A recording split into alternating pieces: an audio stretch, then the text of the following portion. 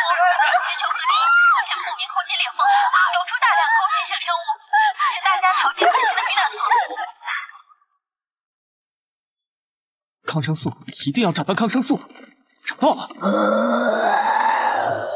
竟然遇到一只捕虫蚁，正面硬刚，我必死无疑啊！断裂的金属支架，地上干涸的汽油渍，有了。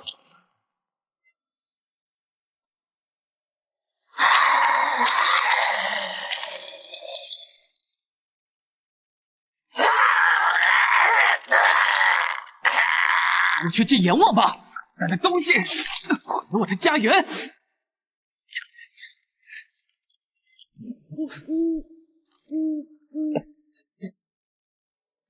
尤儿回来了，没受伤吧？妈，我没事儿，药找到了，你很快就会好起来的。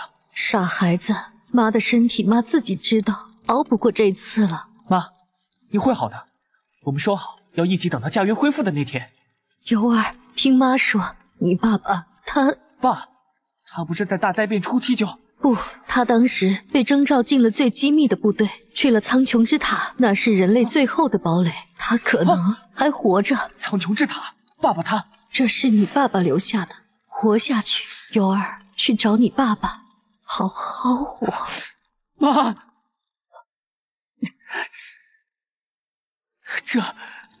妈，我会活下去，找到爸，弄清一切。要想活下去，先找水源，然后是找到安全的过夜点。北风，湿气来自那边。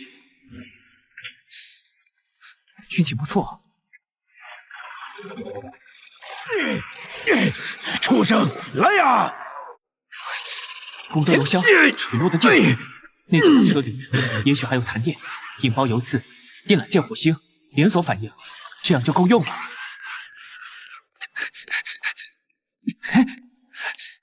看来要找个时机赶紧救人。完了，快低头！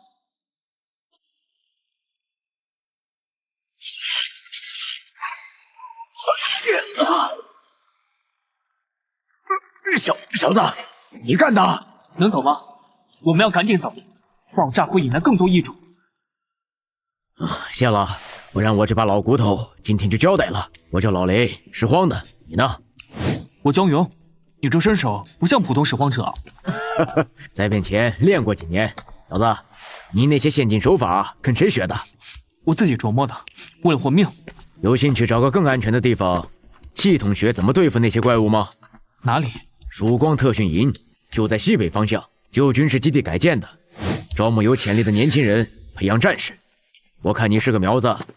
那里能接触到苍穹之塔的消息吗？哼，口气不小。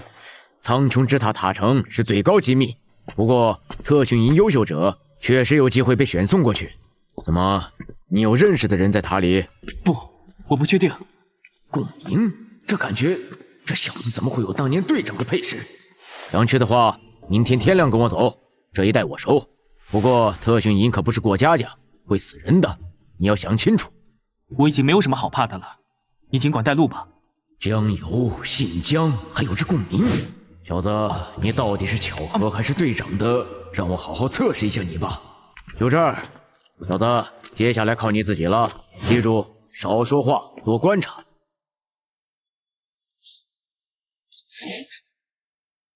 这什么鬼地方，连个空调都没有！薇姐忍忍，这里能源管制。又来一个泥腿子！欢迎各位，要进入曙光特训营的第一课，克服恐惧。你们将和这只私教者共处一室，谁受不了就去按下角落的红色求救按钮，那也意味着淘汰。他出来了，快跑！阿牛在哪？救命！别过来！薇姐，躲我后面！私教者，对，会强包，习惯从高处飞进，明知附近有他残留的气味，会下意识绕开。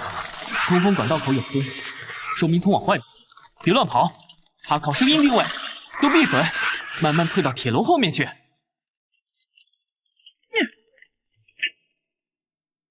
快，跟我来！你要干嘛？下面是旧排水道，可能通外面，帮忙撬开。快，再快点，不然异种很快就会过来了。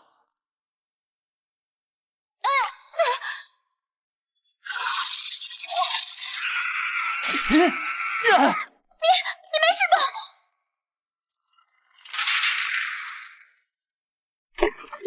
你的眼睛。待一误事，其他人继续训练。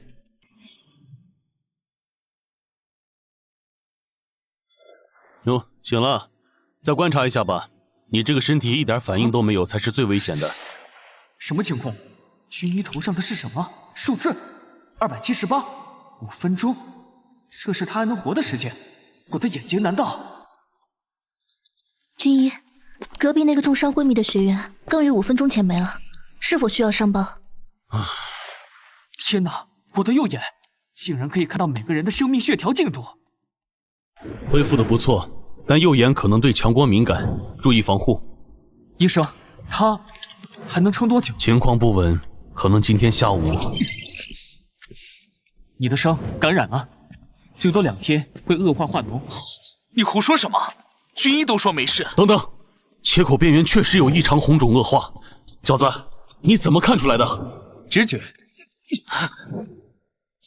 你说对了，他伤口深处有腐菌，再不处理就会溃烂，已安排手术。你怎么发现？我运气好呗。谢谢兄弟，差点栽了。没想到右眼还能救人，帮他延长寿命。穿越场地，抵达终点，被假人击中要害3次或触发陷阱，直接淘汰。开始。看来我的无人机还要再升级一下。来吧。我等下。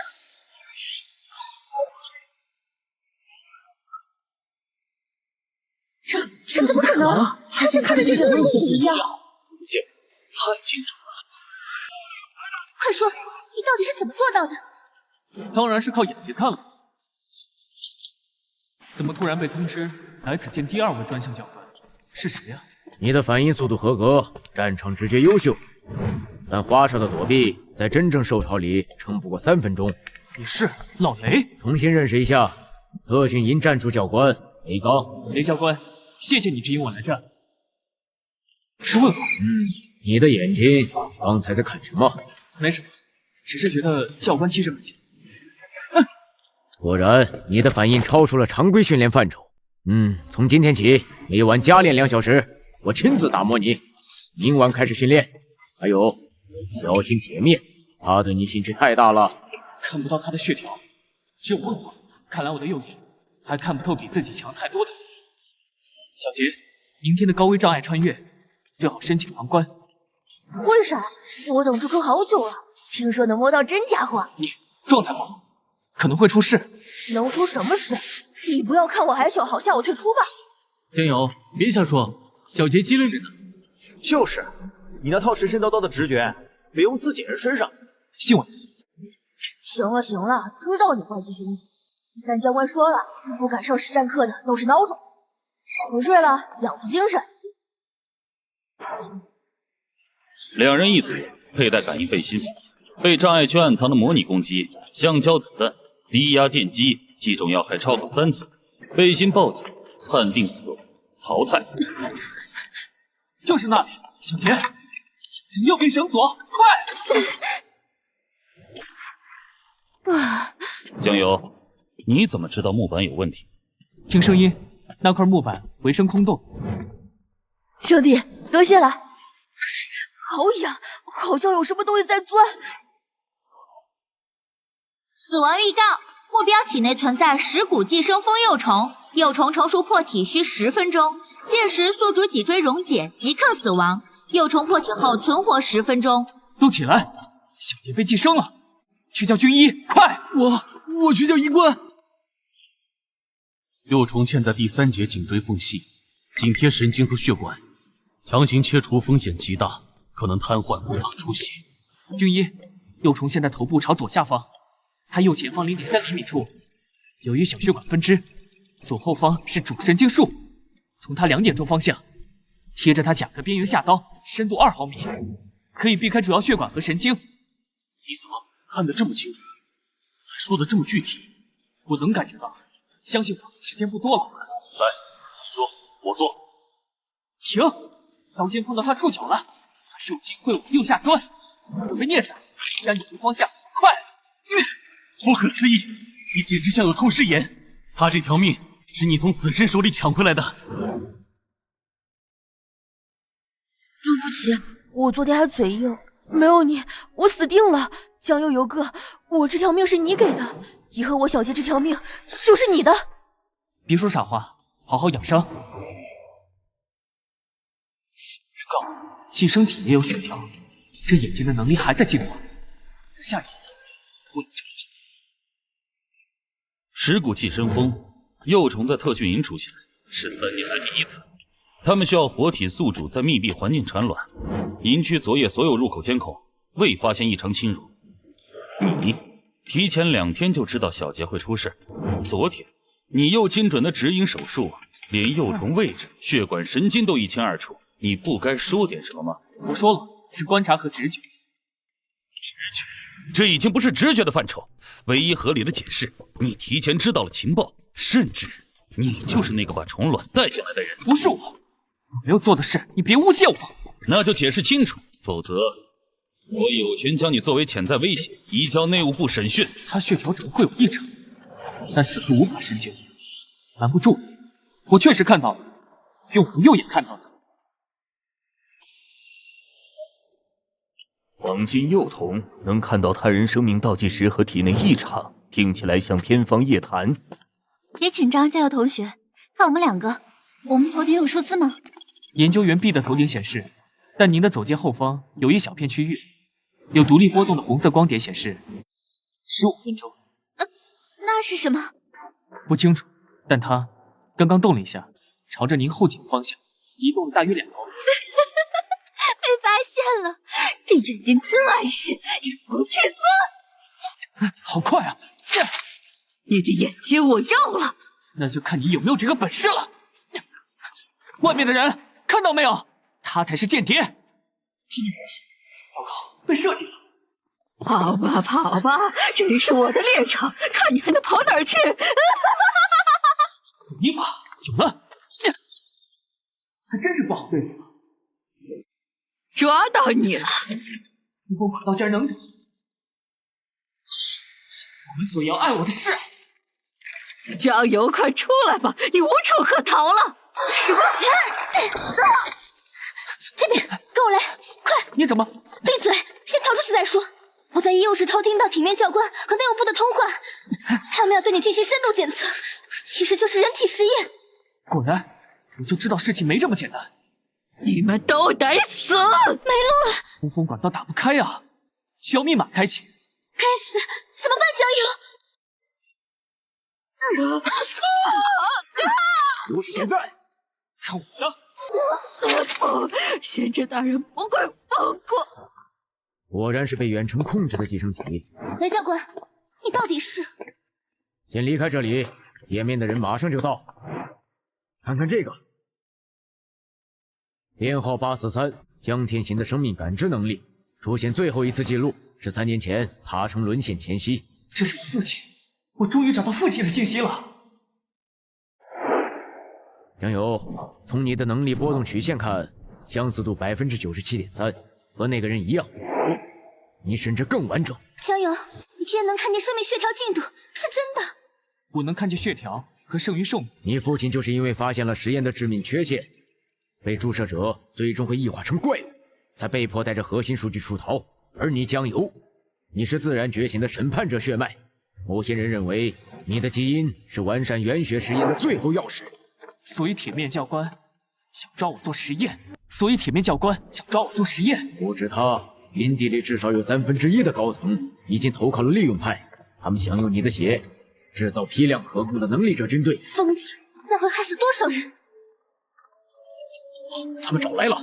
江油，你现在有2个选择：跟我去苍穹之塔找你父亲留下的真相，或者留在营地，但下次我不一定救得了你。雷刚，我知道你在里面。教授江油，你叛变的事我可以不上报。我跟你走。我也去。下面通往旧地铁隧道，抓紧时间。好吧，反正迟早要参加实战考核，在那里意外死亡可是常有的事。儿子，如果你看到这个，说明你已经觉醒。记住，不要相信任何显示血条的人。 3天后就是第1次实战考核，地点在7号模拟废墟旧工业区改造的实战训练场。铁面教官刚追捕我们失败，考核时他肯定会动手脚。地图上标注了3个高危区域，但铁面如果要做手脚，会在安全区野蛮现象。聪明，所以我们要提前准备。考核时常规通讯会被监控，这是加密频道，只有我们3个能通。仲由，你的能力是最大优势，一旦发现异常血条或危险预兆，立即通知。明白。雷教官，你为什么要帮我们？你也是军方的人。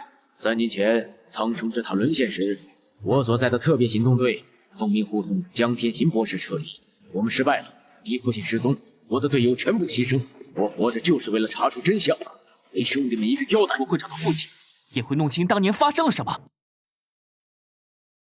看我新升级的风群无人机，这次能同时控制5架。待会儿跟紧我，你那双眼睛再厉害，近战也是短板。放心，我会躲你后面的。考核规则很简单，5人1队，进入模拟废墟生存6小时，击杀异种获取积分，被击杀则淘汰，最后按积分排名。但我要提醒你们，这次的模拟废墟里混入了3只刚从战场捕获的活体异种，他们可不会对你们手下留情。活体？不是说好只有训练有机械异种吗？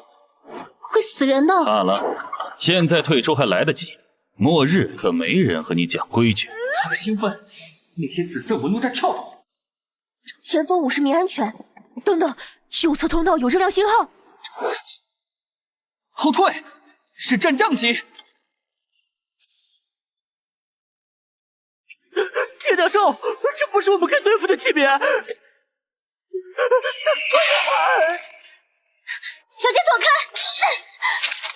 该死，骨头这么硬。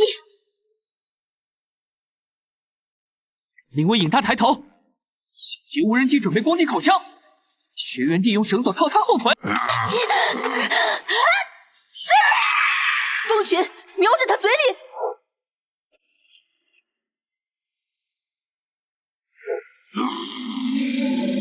关节就是现在，林威，你快上！好，我看到了。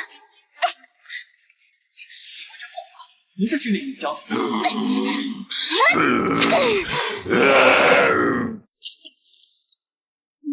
你怎么知道？他说点在关节。剑补刀，战将级生命力强，可能还有反击。让我来，无人机还有电击功能。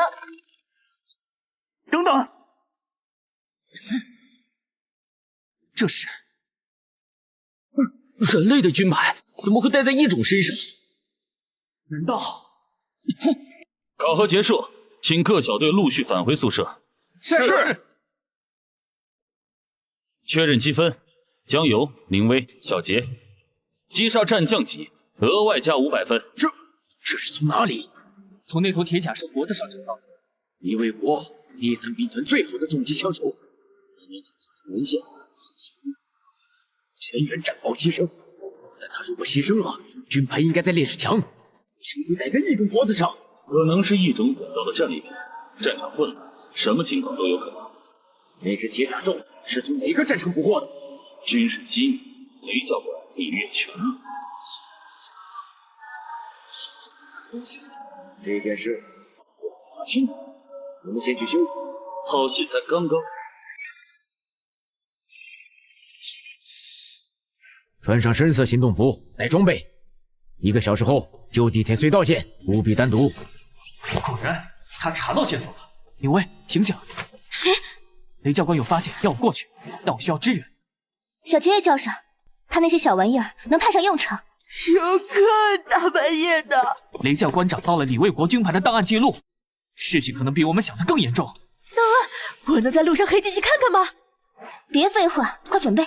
加油！雷教官说单独，你真要带我们？他既然敢发信息，就猜到我会带人，而且我有不好的预感。来了，比预定早13分钟。档案里有什么？李卫国的最后行动记录：3年前苍穹之塔沦陷当晚，他所在的小队奉命护送一批高危样本从主塔转移至13号地下实验设施。记录显示，他们成功抵达，但3小时后，设施所有对外通讯中断。3天后，发现设施内部已变成异种巢穴，所有人员推定死亡，未找到遗体。那军牌怎么会出现在3年后捕获的异种身上？这就是问题。捕获记录显示，那头铁甲兽是在13号设施废弃通风井被发现的，而且捕获时间是2周前。那意味着13号设施里还有活着的异种在活动，甚至可能还有别的东西。我要去13号设施看一眼，你们可以回去当不知道这件事。我跟你去。我也去。加我一个，我可以破解设施的门禁系统。跟上，保持静默，全程听我指挥。入口有监控探头、户外凯宾，还有2个暗哨。2点钟方向，墙根阴影，1个暗哨。11点方向，废弃水箱顶部，第2个机枪塔，在入口2侧和屋顶。啊，你怎么？我能看见生命痕迹，和你父亲一样，不，比他更精准。怎么进去？给我3分钟，我可以干扰监控信号30秒，但红外感应必须物理绕过。等等，屋顶那个机枪塔，血槽旁边有个检修中的灰色标记，它的感应范围有死角，从右侧坍塌墙缺口进去，贴墙走到水箱下方，那里是屋顶机枪塔盲区，然后我知道一条维修管道，直通设施下层，跟我来。这味道像是什么东西烂了好几年，有血腥味混在里面。那是第7批融合体稳定性提升至41，虽然意识丧失率仍高达93%，但至少证明了元血与活体组织是可以强制共生的。共生，这些玩意儿活不过72小时。上面要的是能投入战场的可控生物兵器，不是这些抽搐的肉块。你懂什么？3年前，江天行销毁了所有成熟样本，我们是从0开始，能有这进展已经。别跟我提江天行那个叛徒，要不是他，我们早该有异种军团了。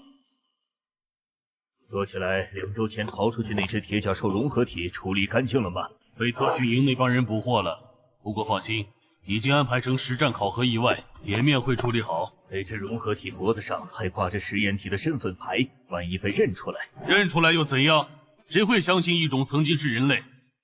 再说，知道真相的人，要么死了，要么在我们这边。军官也是被控制的，和铁面一样。他们把人类改造成异种，太过分了！3年前，我就是在这扇门前最后一次见到江博士。我能进去吗？门锁死了，需要权限卡。给我1分钟，这种老式电子锁好破解。必须检查完毕，一切正常。左边2人，右边3人，20秒后会在我们这里交汇。在应酬吗？完了，找地方躲。这边，快！刚才好像有声音。老鼠们，这地方老鼠比人多。开了，江游，你和雷教官进去，我和林薇给你们守着出口。这个录音机竟然还有电。记录时间：在编第3年7月16日，我是军号843苍穹之塔首席研究员江天行。所有听到这段录音的人，请务必销毁所有原血样本。我们错了，原血不是进化的钥匙，是潘多拉魔盒。它在改造肉体的同时，会吞噬宿主意识，最终将人变成直至杀戮的怪物。实验数据证明，所有注射者都会在3个月内彻底异化。这里的声音是父亲。是我父亲的声音。原来如此，原来那些失踪的战友。我已将所有成熟样本封存在塔城地下7层保险库，密码是我妻子婉清的生日。但如果有人听到这段录音，说明我的销毁计划已经失败，请务必找到我的儿子江游。只有自然觉醒生产者血脉，才能。他们闯进来了，听着，如果我遭遇不测，江游，我的儿子，玉父会引导你，不要相信任何显示3个问号血条的人，他们已经被。爸，你还活着吗？江游，你放心，无论如何，我也要找到江博士的下落。雷刚，江游，我知道你们在里面，放下武器投降，这是最后警告。完了，我们被出卖了。不是我们找到真相了。先别急，给你们看个东西。不可能，人不是父亲，父亲不会。看清楚，这就是3年前塔城沦陷的真相。你父亲江天行亲手释放了第1只君王级深渊吞噬者，导致17万军民惨死。假的，那段录像被剪辑过。江博士当时的任务是销毁样本，不是释放。雷刚，你已经被叛徒之子蛊惑了，现在放下武器投降。念在你过去的功绩，我可以申请从轻处理。外面有17处星宿，不自然断层是合成的，他在用谎言刺激我。铁面教官，你说我父亲是叛徒，那你为什么不敢亲自来对质？是怕我看到你头上的血条吗？什么血条？你头顶那团不断波动的紫色雾气，还有那些未知数字边缘的寄生触须纹路，需要我描述的更详细吗？真没想到酱油他能看见，和报告中描述的一样。教官，成功吗？释放麻醉气体，我要活的酱油。但雷刚教官也在里面，必要时可以击毙。雷刚涉嫌叛变，格杀勿论。麻醉气体是不一定会逼，不能待下去了。气体30秒后会达到昏迷阈值。下面全是人，条床是活靶子。书架后面有轻微空气流动。我是连这个都准备了，密码错误，还剩2次机会。试试塔上沦陷日期，或者身份验证通过，江天行血脉确认。走。铁面有问题，他以前虽然严厉，绝不会对队友下格杀令。铁面教官被寄生了，我的眼睛能看到，他血条被一种紫色能量缠绕，那能量有自己的意识在控制他。和13号设施里那些融合体一样，更高级。铁面看起来还保有自我意识，但关键决策会被干扰扭曲。发现目标，开火！什么？左边那个，看上面！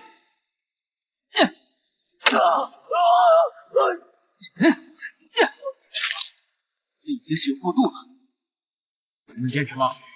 到出口应该就在前面。走，但铁面不会让我们轻易出去。游哥的加密信号还在移动，快到3号出口了。铁面的人和外面布防了至少20人，进程不行。我让风轩准备好电磁干扰了，让金钩瘫痪他们通讯10秒。10秒够了，等江柔他们出来，你干扰，你接应。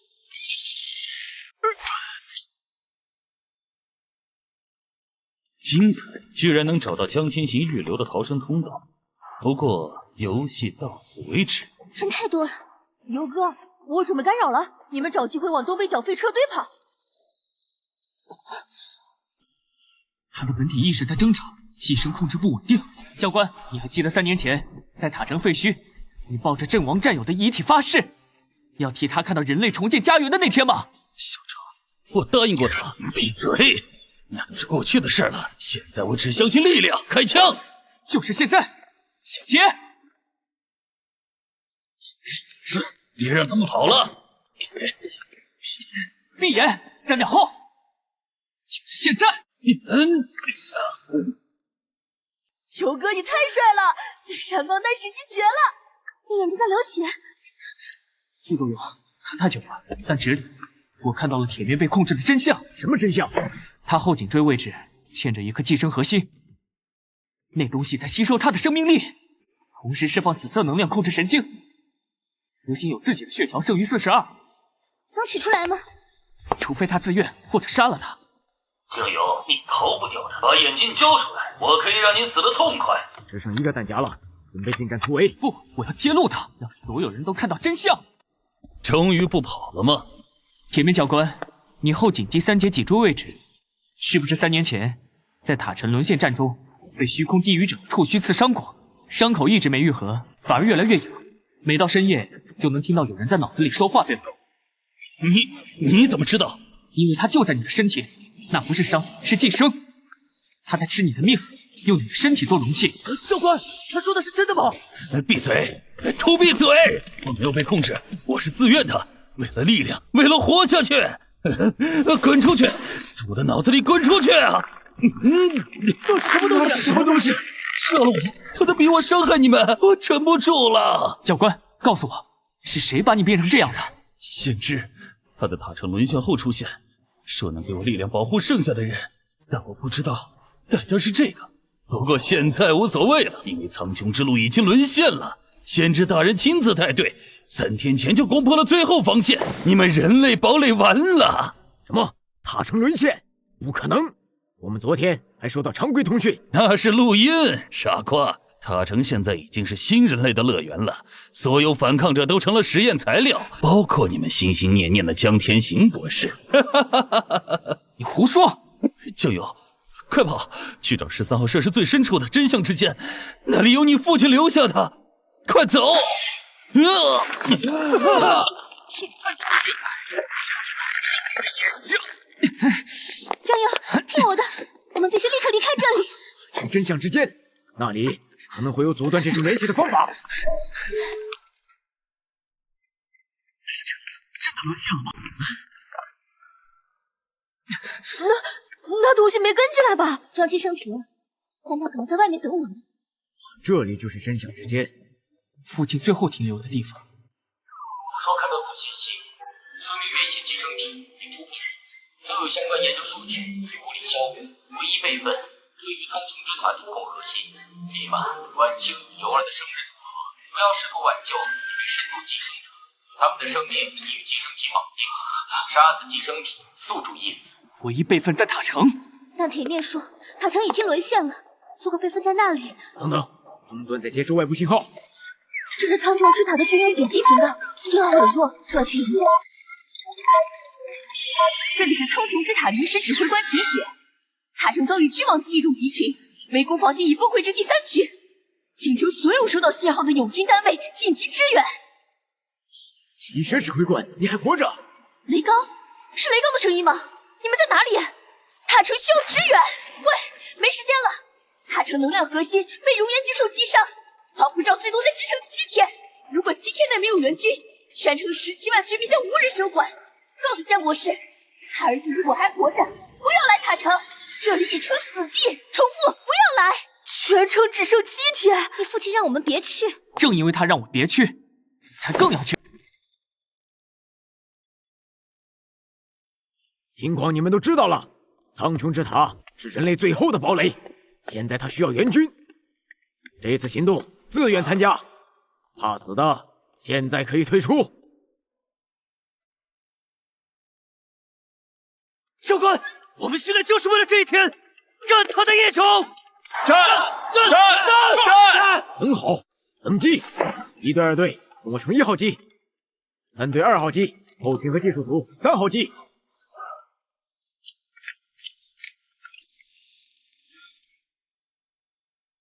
江友，你以特殊战术顾问身份破格加入，这是你父亲的旧臂章，苍穹之塔首席科研护卫队。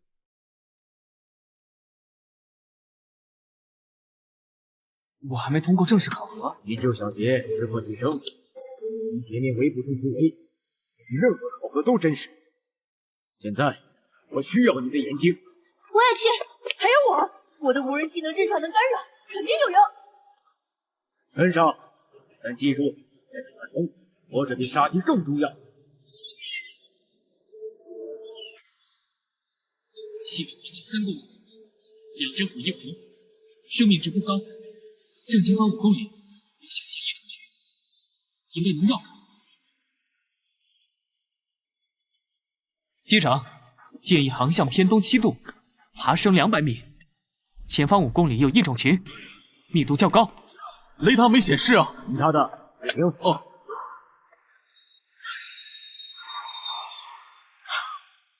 真险！张顾问，你怎么知道的？直觉。江宇，同一优势那次。我就想问你，你能看到什么我们看不到的东西，对吗？每个人都有秘密，这不是秘密的问题。在塔城，我们需要完全信任彼此。告诉我，你是不是还有什么技能，像游戏里那样？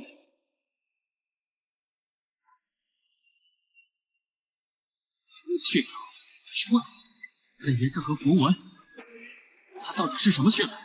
算了，等你想说的时候再说。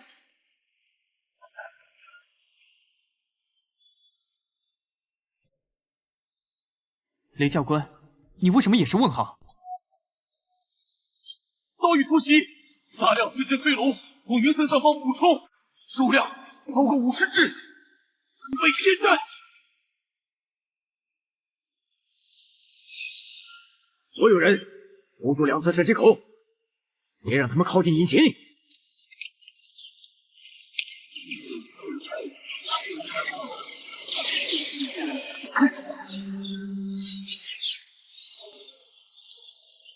你是把根部防御最弱。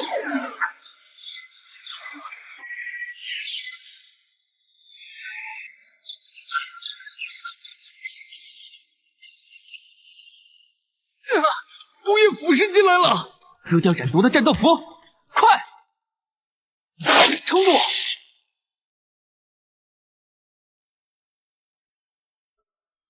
左侧引擎被击伤，动力下降30%，我们正在坠落。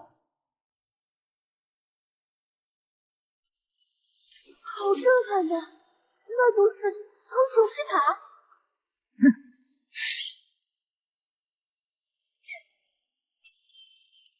糟了！什么糟了？全程平均剩余生命只有7天，防护罩正在瓦解，能量核心快撑不住了。能看到塔城的生命状态。不只是塔城，城墙上有3处缺口正在被突破，守军血条在集体下降，西南角有大量异种在聚集，准备下一波冲锋。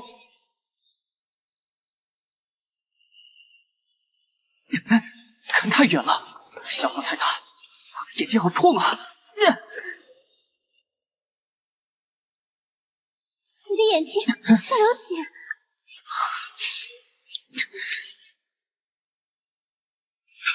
平衡，准备紧急迫降，抓稳。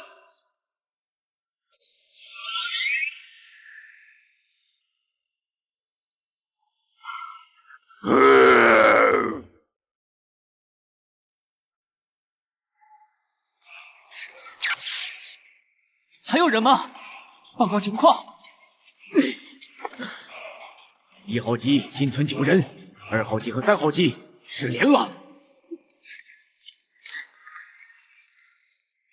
我们损失了4人，伤员3名，包括机长。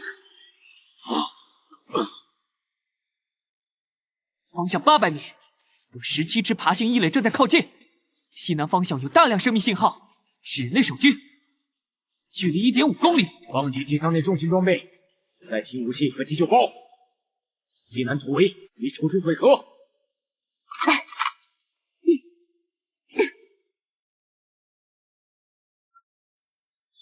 你又过度使用能力了。刚才坠落时，我看到了审判世界的解锁提示，但没来得及确认。审判世界，那是什么？不清楚，现在不是研究的时候。联系异种随到500米内。他们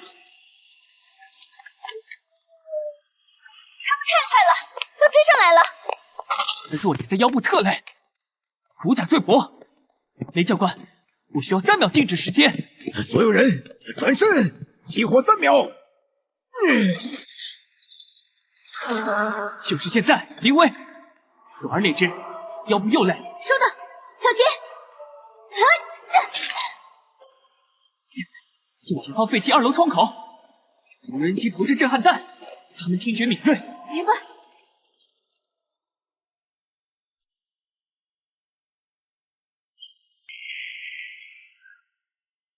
撤，继续向西南移动。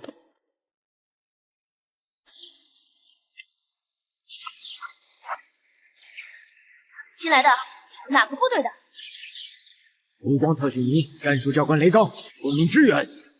是雷刚，你还活着？我是苍穹之塔临时指挥官秦雪，现在没时间叙旧，守住这个缺口。异种10分钟后会发动下一波冲锋。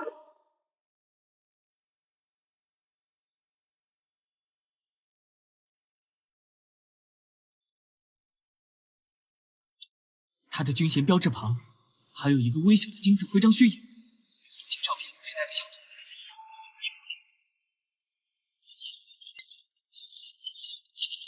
金教授，我们的穿甲弹昨天就打光了，用燃烧瓶和爆破物攻击关节，拖延时间，等主炮塔重新装填。左侧那只右前肢关节有旧伤裂痕，中间那只口腔上颚甲壳有缺口，右侧那只尾巴根部连接处防御队伍。指挥官，让我来指挥炮兵。炮兵？我们没有炮兵支援，只有2门老式迫击炮，而且弹药只剩迫击炮就够了。告诉我炮位坐标和剩余弹药类型。 A 炮位，东北27度角，距离220米，剩余高爆弹3发。B 炮位，正东方向，距离250米，剩余燃烧弹2发。A 炮位听我指令方位，调整至东北31度，距离修正至215米，高爆弹3发连射，目标中间重甲兽口腔上颚。收到。那长官，3发连射，那会暴露炮位。按我说的做。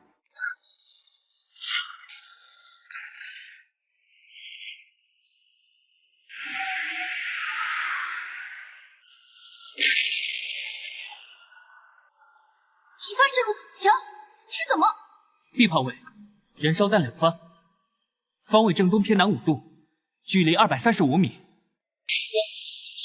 前置关节。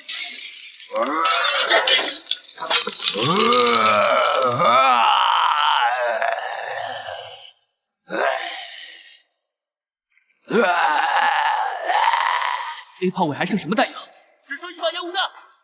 够了，东北方位28度，距离205米，烟雾弹发射，目标重甲兽正前方5米。所有重火力，瞄准它尾巴根部，起火。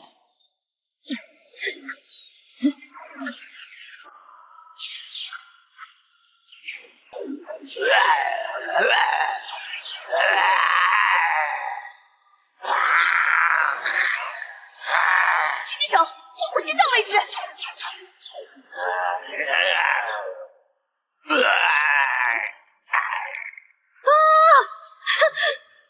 牛逼啊！3头重甲兽就这么干掉了。那小子是谁啊？炮击指挥神了！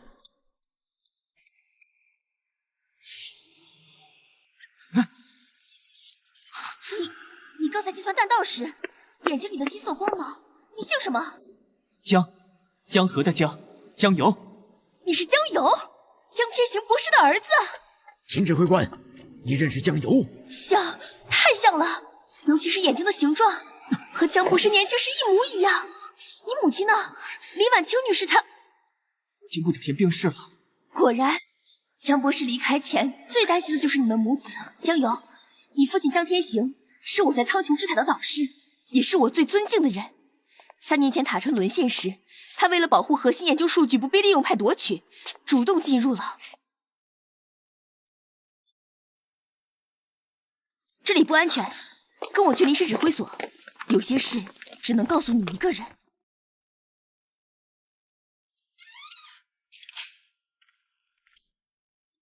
现在可以说了，江油，你父亲江天行3年前塔城沦陷当晚，带着所有原血研究数据的原始备份，主动进入了虚空裂缝。虚空裂缝，那是什么？连接我们世界与虚空界的不稳定通道。3年前大灾变，就是全球同时出现了数以千计的虚空裂缝，一种从里面涌出，但有一条最大的裂缝一直隐藏在苍穹之塔地下深处，那是江博士的研究对象。你看，这是3年前的监控片段。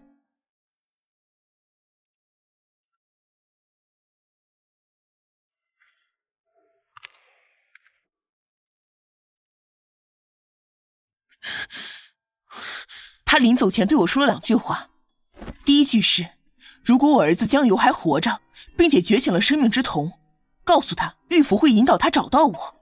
第二句是，但如果江油的血瞳能看到全程生命倒计时，那就意味着君王级一种熔岩巨兽已经锁定了塔城的生命能量核心，到时候让他不要来救我，先救塔城。熔岩巨兽，刚才是不是他攻击了塔城核心？就在你们坠机前几分钟，那一击消耗了防护罩40%的能量储备，也让能量核心出现裂痕。现在全城的生命维持系统最多还能支撑3天。我看到的也是3天。你能看到全程倒计时？那你能看到熔岩巨兽的弱点吗？我看到它的血条很长，但有一个位置，生命能量流动有异常，在它胸口正中央，偏左15厘米的地方，有一个拳头大小的区域，生命信号比其他地方弱20%。胸口左偏，那是3年前江博士用虚空抑制器重创他的位置。虽然当时没杀死他，但留下了永久性创伤。江博士进入裂缝前，把抑制器设计图和唯一成品留给了我，但成品在3年前那场战斗中损毁了。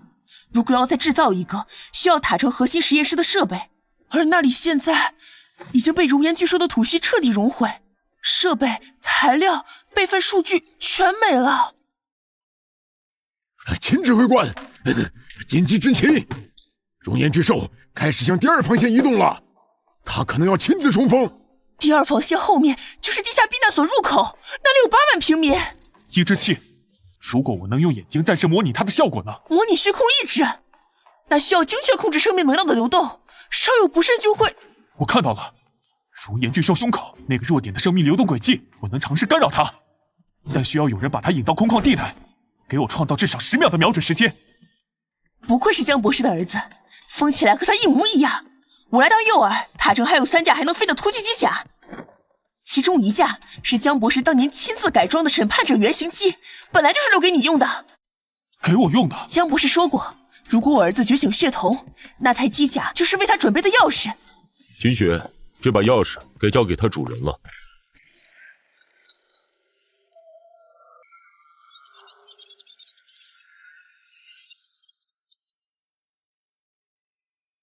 全系统上线，武器模块高周波切割刃双臂，肩部脉冲炮剩余能量78，胸口预服能量核心输出稳定，机甲性评级 S， 驾驶员生命体征稳定，但右眼神经负荷已达警戒阈值。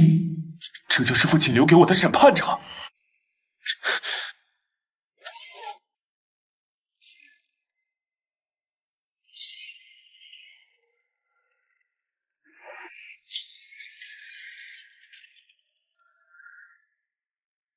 弱点护目厚度每秒波动3次，每次薄弱期持续0.5秒，需要在那0.5秒内用足够能量贯穿。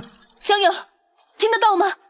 小杰分析了他过去3次攻击的数据，发现规律了。游哥，熔岩巨兽每次吐息前，胸口弱点会先收缩，然后猛然扩张，扩张瞬间护膜最薄，但那个瞬间他嘴巴会张开，弱点正好被口腔内部结构挡住，从外面打不到。江友，唯一的攻击窗口是他吐息后的0.5秒，那时他口腔还未闭合，弱点会短暂暴露在内壁上，但你需要冲击他嘴里。我看到了，机甲传感器已经标出攻击路径。你疯了！冲进去怎么出来？机甲腹部有江博士设计的紧急脱离舱，我会在引爆抑制炸弹后弹射，但脱离舱只有1次使用机会，而且时机必须精确到0.1秒。游哥，我可以远程黑进机甲的脱离系统，帮你计算最佳弹射时机，但需要你保持通讯畅通。拜托了，小杰。江游，塔城8万平民的性命就记在你身上了，愿江博士的智慧与你同在。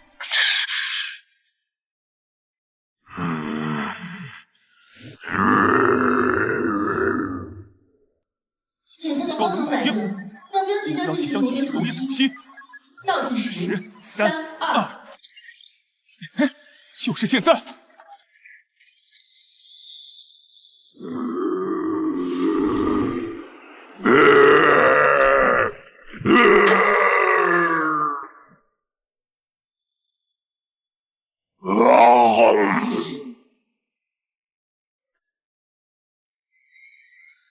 外部温度870度，持续上升。装甲耐热极限1200度，一级坚持时间45秒。冲过去！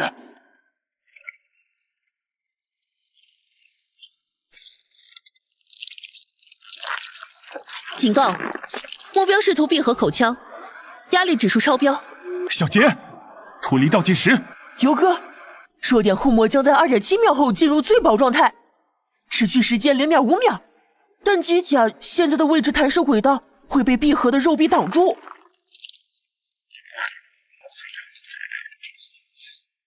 那就换条路往上走。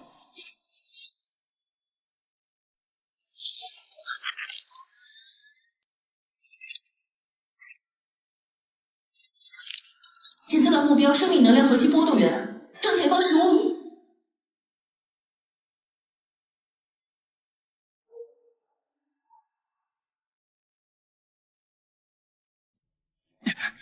我弱期倒计时1.2秒，0.8秒，就是现在！审判刺穿。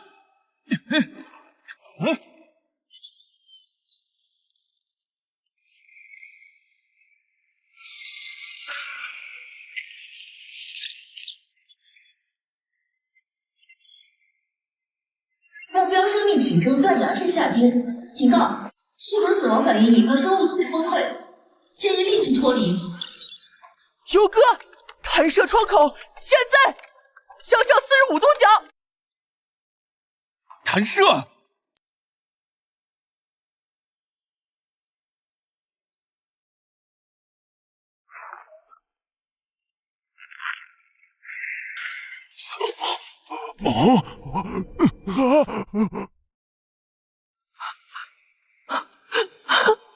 赢了！熔岩巨兽死了！加油，加油，你做到了！江博士，你儿子，他真的做到了！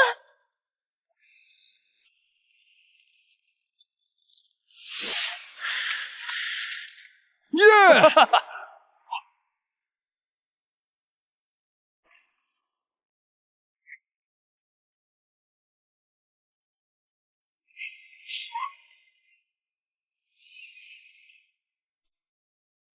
不，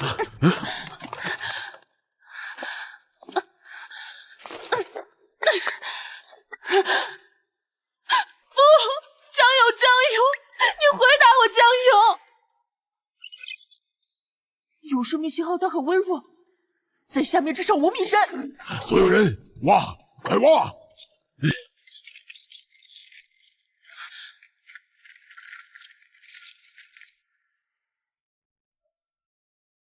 秦雪，这个表给我未出生的孩子，帮我告诉他，希望他的眼睛永远看得见希望。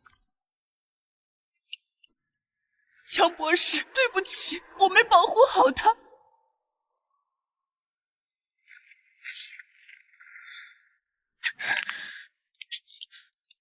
我在这儿。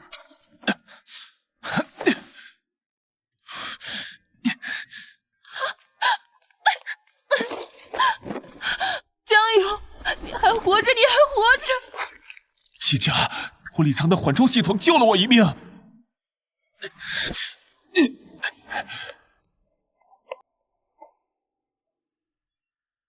游哥，你右腿骨折，肋骨至少断了3根，内脏出血，但最严重的是你的右眼，它在持续出血。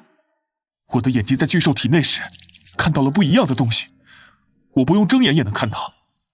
因为你现在心跳每分钟132次，血压偏高，小节左手无名指有轻微扭伤，雷教官后腰就有伤在发炎，秦指挥官右肩伤口感染指数上升到17。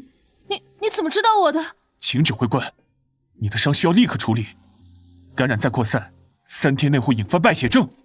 你闭着眼也能看见伤势？不是看见，是感知。所有活着的生命，在我感知里都像一团团不同强度的光，健康的是暖白色，受伤的是暗红色，濒死的是灰黑色，而我现在能感知的范围，大约是半径500米。地下避难所里83741个生命信号，其中重伤员2103人，急需医疗的5400人，还有37个信号正在变暗，他们撑不过今晚了。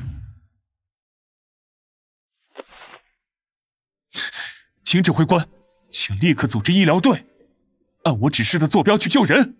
我能看到谁最需要优先救治。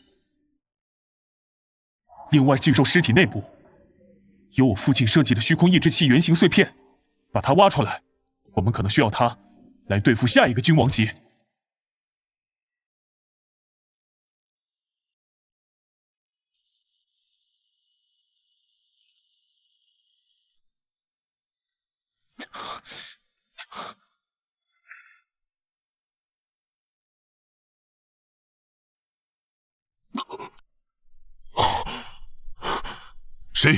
谁告诉你这个代号的？我在感知状态里看到的。地下300米，32个被寄生能量缠绕的生命信号，还有我父亲的个人标识。0号实验室是塔城最高机密，只有江天行博士和秦指挥官有权限。3年前实验室因事故封锁，但如果你感知到了生命信号，意味着里面的人还活着，或者活着的东西。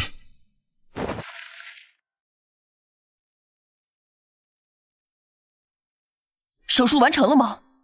右腿骨折已固定，肋骨复位，内脏出血止住了，但江顾问的右眼我们无法处理，那不是普通创伤，更像是某种能量过载。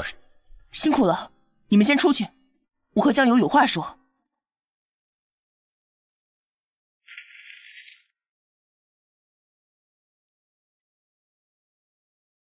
0号实验室，你感知到的是真的？那里面是什么？我父亲留下的信息说，他们在用我的血脉培育审判者容器。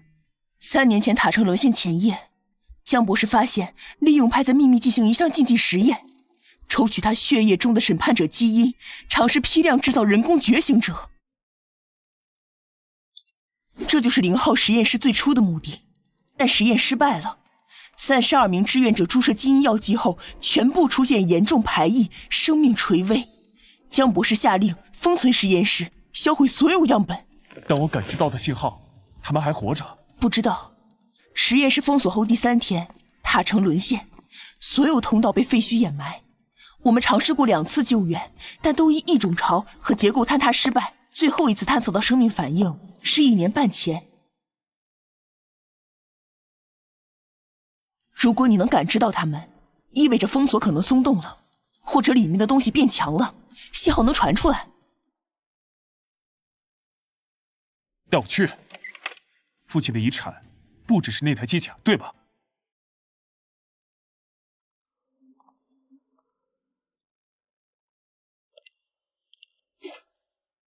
指挥官，前方50米就是0号实验室的外围封锁门，但传感器显示门内有能量波动。波动类型：混乱的生命信号，夹杂强烈的虚空能量毒素，和普通异种不同，更像是人类与虚空生物的混合体。我看到了，门后有东西在蠕动。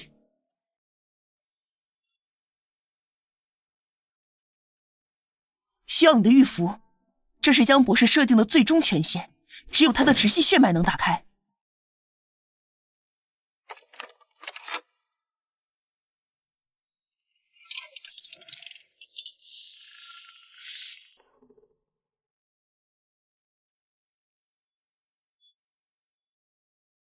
如果看到这段记录，说明我的血脉后裔已经抵达。首先，孩子，对不起，让你独自面对这一切。这个实验室曾是人类进化的希望，最终却成了囚笼。我犯下的最大错误，就是低估了人性的贪婪和虚空力量的侵蚀性。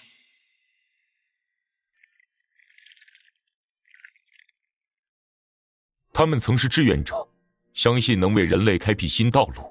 但审判者血脉与虚空能量的强制融合，只会诞生怪物。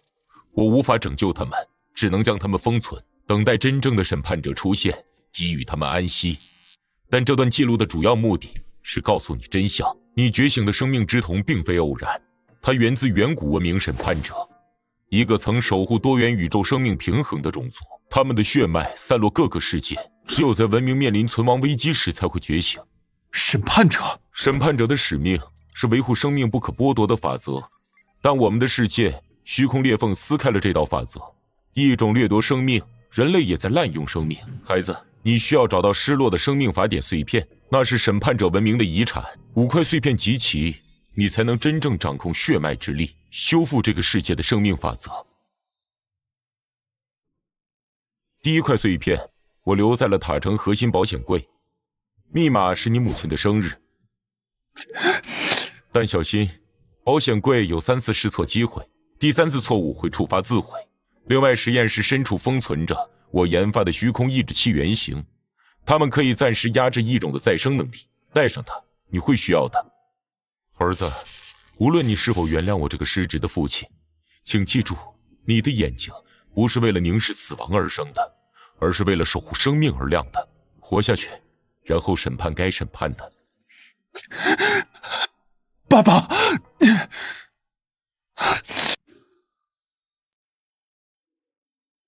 这就是虚空抑制器，发射的能量数可以暂时冻结目标的细胞再生和能量恢复，持续时间取决于目标强度。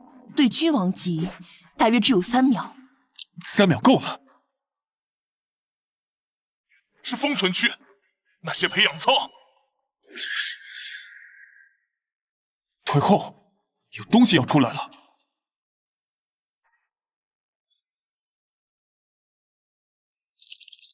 实验室的封存系统被从内部破坏了。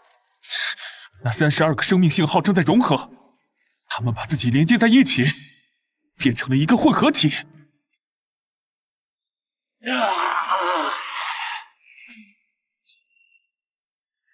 疼！杀！审判这个血脉！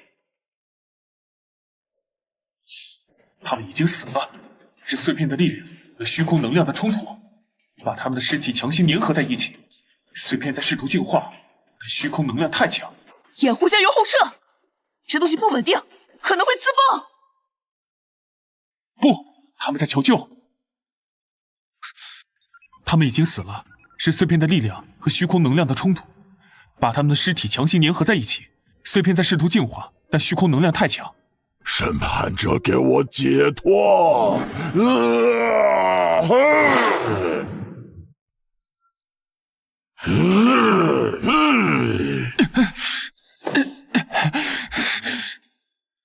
请指挥官，碎片周围3厘米区域虚空能量浓度比其他地方低40%，那是它的弱点。但碎片嵌在肉体里，打碎片就没了。不，我要用抑制器暂时冻结那片区域的能量流动，然后亲手把碎片取出来。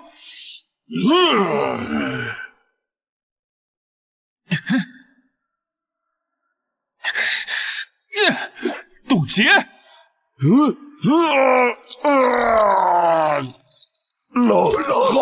冷！给我制造3秒时间，我要靠近他胸口。掩护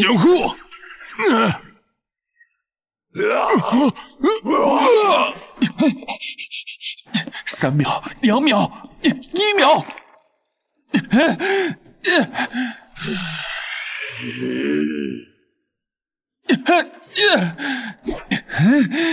还给你们安息！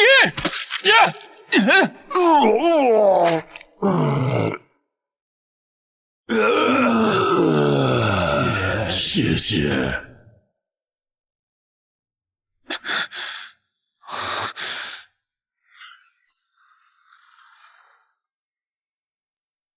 友哥，这碎片的能量波形和玉符完全同源，它内部有海量的数据流动，但加密等级太高了，我破解不了。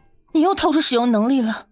刚才军医说你的右眼毛细血管破裂了7处，值得，至少他们解脱了。这就是江博士留下的保险柜，他说密码是你母亲的生日。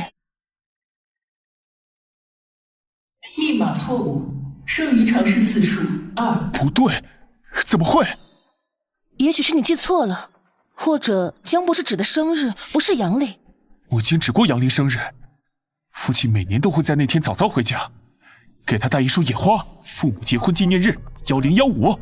密码错误，剩余尝试次数1。警告，第3次错误将触发自毁程序，销毁柜内所有物品。只剩1次了，友哥，要不我们先别试了，回去再想想。江油，冷静。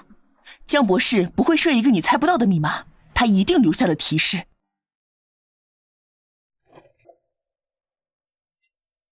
父亲，你究竟想告诉我什么？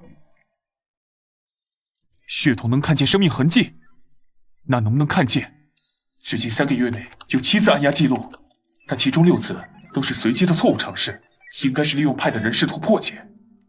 而最早的那次记录是3年前留下的，这不是静态密码，是动态密码，按压时长变化对应摩斯密码的点和滑。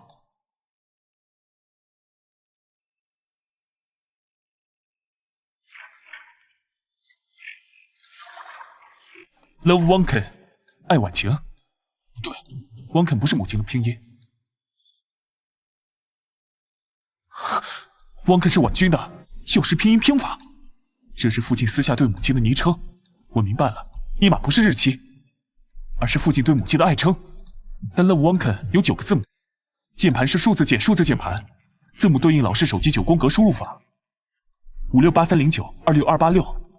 密码正确，身份验证通过，欢迎江游。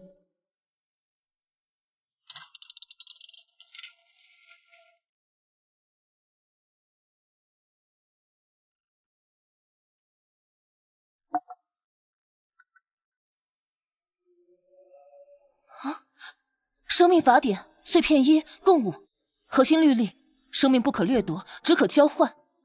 审判者全能解锁，生命转移初级。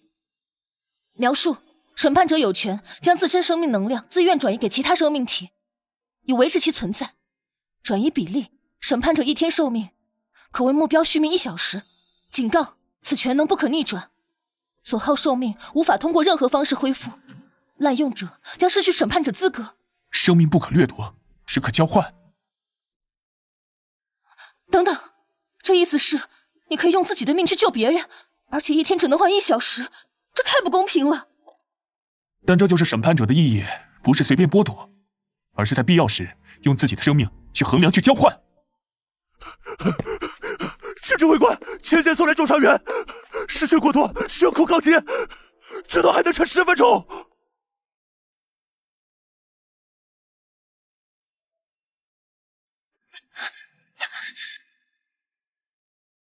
伤到肝动脉了，必须立刻手术。但他失血超过40%，现在手术等于送死，需要先输血稳定。可是血库 O 型血刚刚用完了，从其他分区调血至少需要半小时。江友，不要！你刚受了重伤，而且这能力你第一次用，万一……父亲说，审判者的眼睛是为了守护生命而亮的。是否启动生命转移？转移目标编号 TX3345士兵，所需转移量8分钟。确认。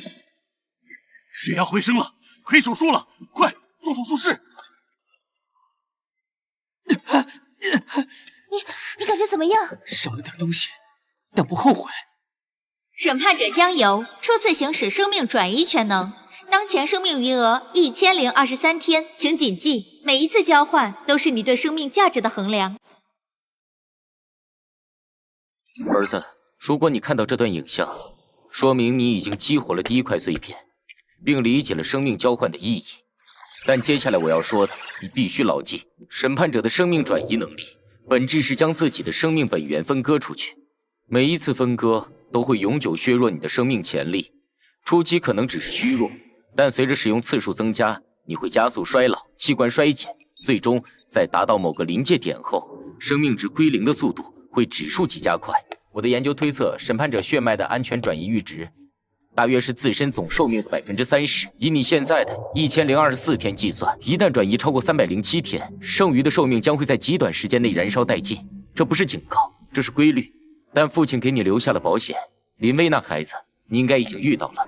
他的家族是远古守护者血脉的后裔，他们的体质特殊，生命力是常人的10倍以上，并且可以与审判者血脉产生生命共鸣。如果你真的到了危机时刻，林薇的血脉可以暂时为你补充生命值，但切记，这不是无限索取，每次补充都会对他的身体造成永久性负担，除非万不得已，不要将他卷入这个循环。尤尔，父亲不是一个合格的父亲，但我希望你成为一个合格的审判者。审判不是杀戮，是衡量；守护不是牺牲，是平衡。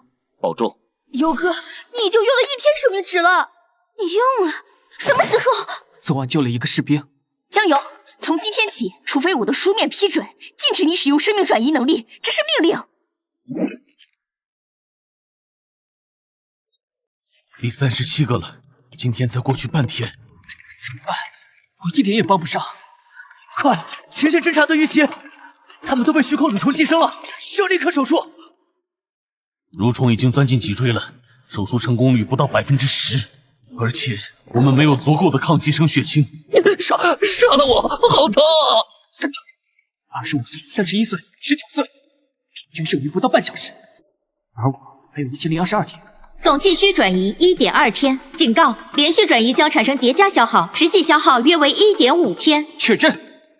太好了，这是奇迹！3个伤员的抽搐同时停止，生命体征趋于稳定。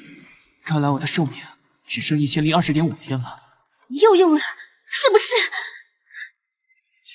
？3天，这才3天，你用了2次，江幽，你当你的命是无限的吗？我算过了，救了这3人，我消耗了1.5天，但他们每人能多活至少30年，1.5天换90年，这笔交易很划算。划算？谁允许你用自己做交易的？你父亲说的你没听见吗？超过307天，你会死得很快。林薇，如果躺在里面的是你，我也会做同样的选择。我的眼睛能看到每个人的剩余时间，看到那些数字一点点归零，而我明明有能力改变，我做不到袖手旁观。所以你就打算一个人扛着，等到哪天突然倒下，让我们看着你死。你咳血了。每次转移后会有短暂的反噬，但会恢复的。江幽，你给我听好了，我不管你是审判者还是什么者，在我眼里，你就是一个固执的不要命的傻子。如果你再敢不经我同意就消耗自己的生命，我就用我的命把你的命换回来，你听懂了吗？林薇，生命总量约11000天，隐藏天赋生命共鸣未觉醒。你的生命值有11000天。什么？我看到了你的血条信息，守护者血脉，生命力是常人10倍，你可以活到100多岁。我家族确实有长寿的传统，但我不知道是血脉的原因，所以江博士说的守护者后裔是真的。你体内有生命共鸣天赋，可以和我共享生命值，上限是2200天。所以你的打算是用你那点可怜的1000多天，去救每一个你能救的人，直到把自己耗干。然后呢，等我发现你死了，再哭哭啼啼的后悔，没早点用我的命救你的。我不会用你的命。闭嘴，江幽，你给我记住，从今天起，你的命有1半是我的。你要救人可以，但每消耗1天，就必须从我的份额里拿走10天。这不合理。我不是在征求你同意，我是在通知你。还有，刚才你咳血的事，如果被我发现有第2次，我就把你绑在床上，直到你想通为止。1200天，这能救多少人啊？还要再想那个生物舱。父亲留下误开的警告，但里面有2个纠缠的生命信号，一个温暖，一个冰冷。我想不明白。游哥，要不我做个微型探测器，从缝隙钻进去看看？不行，江博士的警告必须尊重。我已经下令封锁那片区域，没有我的直接命令，任何人不得靠近。熔岩巨兽的倒下，证明人类没有屈服，塔城还在，希望还在。我代表全体军民，敬我们的英雄江游。啊？负数？怎么可能？生命值怎么可能是负数？赵建国被食之蠕虫寄生，已透支未来30天寿命，接触传播已感染3人。指挥官被寄生了一种叫食之蠕虫的东西，正在透支他的未来寿命，而且已经传染了3个人。确定？我的眼睛看到他的生命值是负30天，他身边那3个人也是负数。庆典结束后，立刻到我办公室。这件事不能声张。指挥官3天前视察过西区废墟的清理工作，那里是熔岩巨兽最后倒下的区域。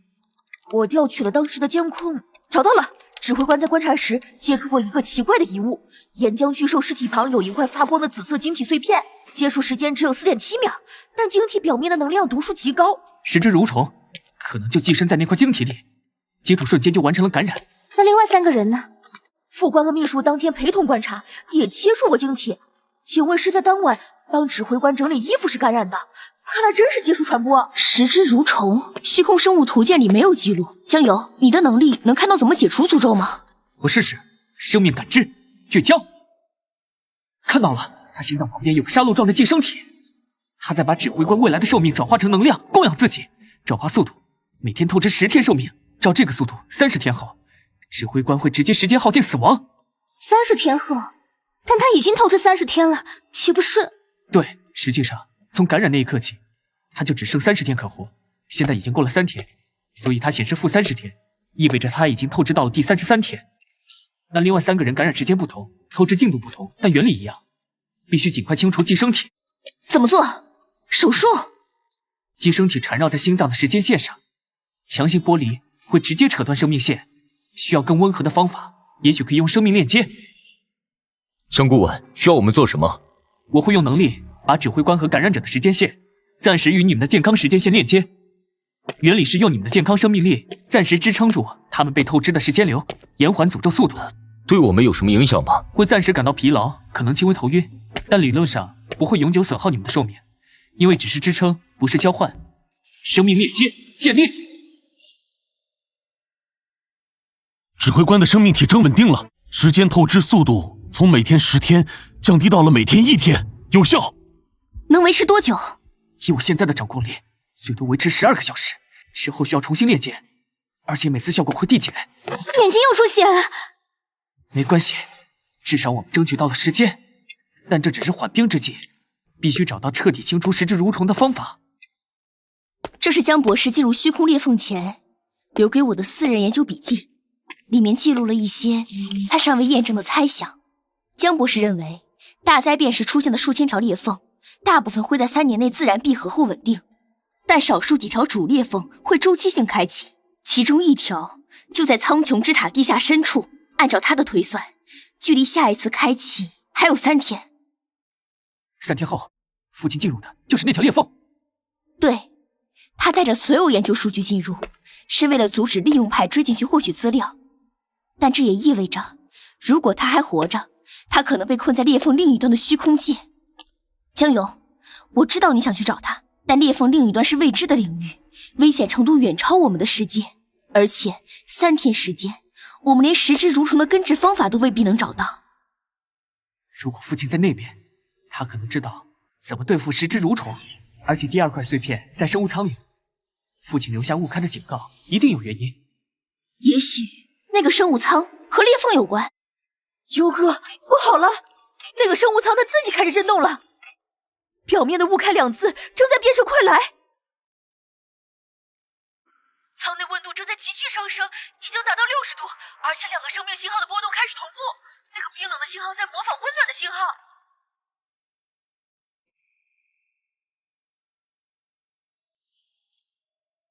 不好，他们在融合。那个冰冷信号是食之蠕虫的母体，它被困在这里，现在想借助另一个生命体脱困。后退，准备战斗。江友，你终于来了，不过已经太迟了。这个声音，3年前父亲留下的录音里，最后那句儿子别来的声音一模一样。你父亲江天行还活着，但已成囚徒，而你们的世界只剩下最后3天了。封闭整个区域，启动3级隔离协议。3天后裂缝开启时，我们会再见的，审判。那个声音是你父亲吗？是，但也不完全是，有另一个东西寄生在他的声音里。24小时不间断监控，任何异常立刻报告。江游，3天后裂缝开启，我会组织一支精锐小队进入，但你必须做决定，是留在塔城寻找治疗指挥官的方法，还是进入裂缝找你父亲，并可能找到根治食之蠕虫的关键。我进入裂缝，但在这之前，我要先打开第2块生命法典碎片，那可能是父亲留给我的，对付虚空生物的关键。通讯器在裂缝内可能失效，量子纠缠信号器只有3台，江游、雷刚、我各持1台，每12小时尝试联络1次。这是江博士当年留下的裂缝定位信标，如果你们迷失方向，它会指向最近的稳定空间节点，但能量只够用72小时，也就是裂缝闭合前。我能看到裂缝内部的能量流动，有不稳定的乱流区，也有相对平缓的通道。跟着我走。你的腿能撑住吗？小杰改装的助力外骨骼，短时间行动没问题。我优化了外骨骼的缓冲系统，友哥你放心跳，摔倒了算我的。都准备好了，记住，缝隙另一端是未知领域，任何人都可能是敌人。保持队形，向右领路，我断后。愿人类之光指引你们平安归来。3天后，无论结果如何，我会在这里等你们。出发。江流右眼金光大盛，在混乱的能量流中捕捉到一条相对稳定的路径。跟紧我，不要看周围，盯着我后背。不然，侧方一道黑色乱流席卷而来。蹲下。能量腐蚀超标，不能久留。是出口，走。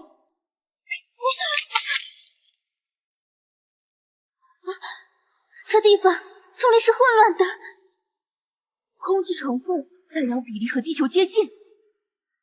但有微量未知气体辐射水平正常。等等，我的探测仪显示，那些浮空岛屿内部有高能量反应。先找掩体，我们太显眼了。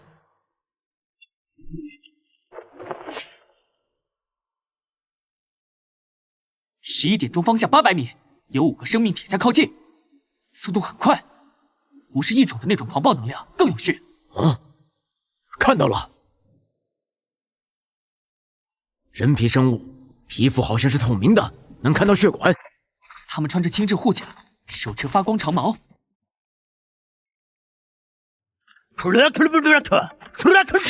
语言解析中，初步判定为高频振动语言，夹杂能量波动，尝试翻译，检测到入侵者。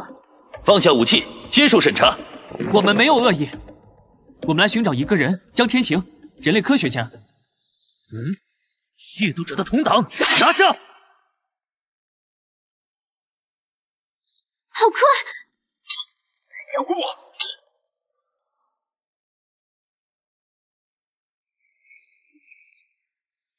他们怕强光，小杰，信号弹！来了！攻击胸口水晶，那是能量节点。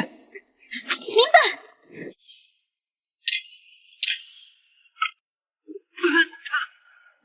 该死的光！现在，我不是敌人，寻找江天行是为救人。你能直接沟通生命频率？你是谁？江天行的儿子，他在哪里？江天行因盗取生命之泉圣水，被判处永久囚禁。3天前，他被押往生命神殿接受最终审判。审判？什么意思？最高刑罚，生命剥离意识，永过于毁罪水晶。他还活着吗？目前还活着，但审判将在17个时辰后开始。按你们的时间计算，大约36小时。36小时？从这里到生命殿要多久？神殿就在逆人山顶端，以你们的脚程，至少需要40小时。你们巡逻的任务是什么？不只是为了抓入侵者吧？这片区域近期有虚空蠕虫母体活动的痕迹，我们在追踪它。而江天行盗取生命之泉的理由，正是声称要用圣水净化蠕虫母体。十只蠕虫的母体也在这里。他从你们的世界逃回来了，带着某个被他寄生的人类意识。我们怀疑他想潜入生命神殿，污染生命之泉。被寄生的人类意识，是不是一个中年男性，戴眼镜，科学家气质？你见过他？那是我的父亲，他的身体被蠕虫母体寄生了。我们要救他，也要阻止母体污染你们的圣泉，那可能也是治愈我们世界10只蠕虫感染的唯一方法。你的生命频率很特别，我能感受到古老契约的共鸣。按律法，我们应该逮捕你们，但蠕虫母体的威胁更大。我会带你们抄近路去逆人山，但之后你们必须自己面对神殿守卫和大祭司，而我需要你们承诺，如果救出江天行，他必须为盗窃行为接受公正审判，而不是被蠕虫吞噬。我承诺，我们会找到两全的办法。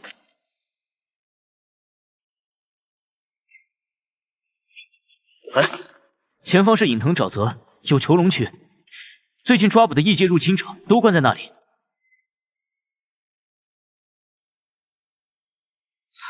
是人类俘虏，大多是误入裂缝的流浪者，或利用派来的侦察兵。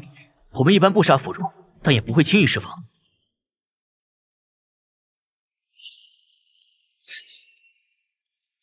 我能和那个俘虏说几句话吗？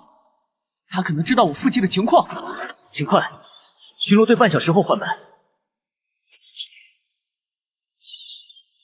你认识江天行博士？你认识江天行博士？你是？他儿子江游。江博士他还活着。3天前押送队伍经过这里时，我看到了他被关在一个移动囚笼里，状态很差，但很清醒。他有没有留下什么话或者异常？他经过时突然大声咳嗽，然后假装摔倒，往地上扔了个东西。我这时候也不注意捡了起来，上面刻着字，我看不懂。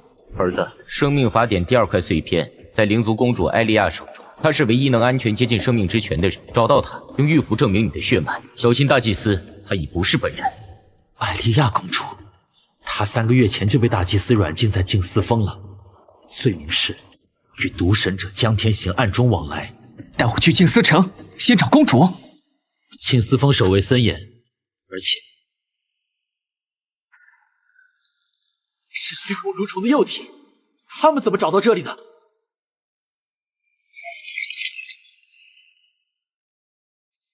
我看到了，沼泽深处，一个庞大的母体意识正在苏醒。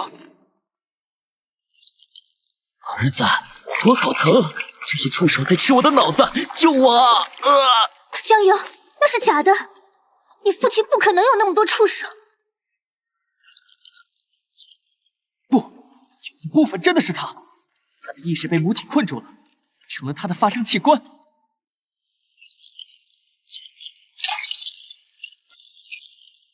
他的弱点在核心，让核心被层层触手保护。我让无人机带爆破弹过去。掩护酱油，让他靠近核心。碎片在呼唤我。审判者血脉果然来了，你的眼睛我要了。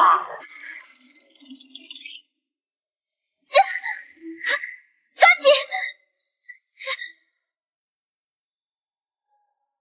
紧！全体止撤！以生命神殿之名，放下武器。儿子，记住，他们也是囚徒。指挥官大人，这些异界人士……斯兰，你擅自带领异界入侵者接近营地，你触犯律法，拿下他们，全部押往神殿候审。要打吗？别动手，他们不是敌人，至少不完全是。住手！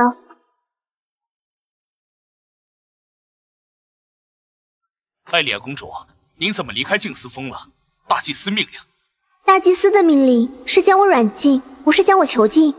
我感知到古老的契约共鸣，以及虚空蠕虫母体的恶臭。审判者的眼睛，时隔3000年，终于再次睁开了。你能直接在我脑子里说话？我的右眼能看到植物的生命流动和情绪，而你的眼睛能看到所有生命的本质。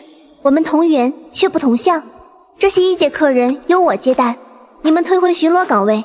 虚空蠕虫母体已经逃往腐化之地，需要加强警戒。可是公主，大祭司那边……我会亲自向大祭司说明。现在执行命令。公主，您这是……瑟兰队长，谢谢你带来重要的客人，你也先回去。今天的事我会承担全部责任。这里是我的私人花园，大祭司的监视无法渗透，你们可以暂时休息。这树是活的，它在回应你。所有植物都有生命和情绪，只是大多数种族听不到它们的声音。右眼只能看到植物。我是生命古树这一代的化身，古树与灵族共生3000年，每一代都会选择一位公主作为载体，赋予她与植物沟通的能力。代价是我永远无法离开这片森林太远，否则会枯萎。化身什么意思？我的生命与这棵树共享，树活着我就活着，树受伤我也会受伤，而我死亡时，意识会回归古树，等待下一个载体诞生。而你不同，审判者，你的生命只属于你自己，你的眼睛能看透万物生死，却也要背负万物生死的重量。我父亲说，第2块生命法典碎片在你手中，我们需要它。江天行博士，他是个理想主义者，为了拯救自己的世界，不惜触犯我们的禁忌，但他低估了生命之泉的守护力量，也低估了大祭司的变化。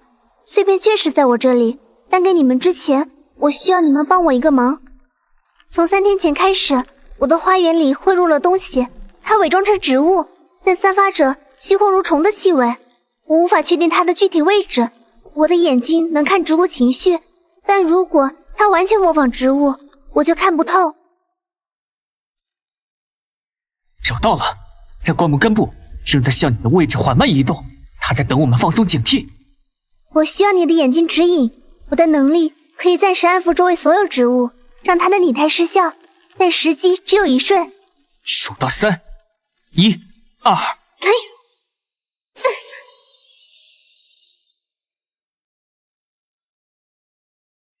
就是现在，临危！7点钟方向，离地30厘米。上！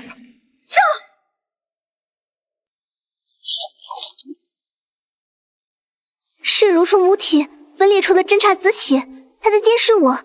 看来大祭司和母体确实有勾结。大祭司不是你们灵族的领袖吗？为什么会和虚空生物勾结？3个月前，大祭司独自进入腐化之地，调查虚空蠕虫暴动。他回来后就变了，变得偏执多疑，而且开始秘密进行一些禁忌实验。我怀疑真正的大祭司可能已经遇害，现在那个是蠕虫母体制造的复制体。所以我们去生命神殿，不仅要救我父亲，还要揭穿假大祭司。但证据不足，我需要你们帮我找到确凿证据，证明现在的大祭司是虚空造物。这是契约，你们帮我找到证据，我给你们碎片，并帮你们进入神殿救江博士。同时，我会告诉你们净化10只蠕虫感染的方法。净化方法是什么？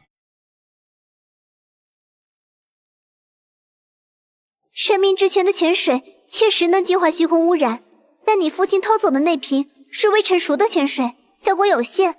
真正的成熟泉水需要古树根系过滤300年才能凝结一滴，而现在古树本身也感染了虚空蠕虫的孢子。如果不尽快净化，整片森林乃至所有依赖古树生命的灵族都会在1年内枯萎。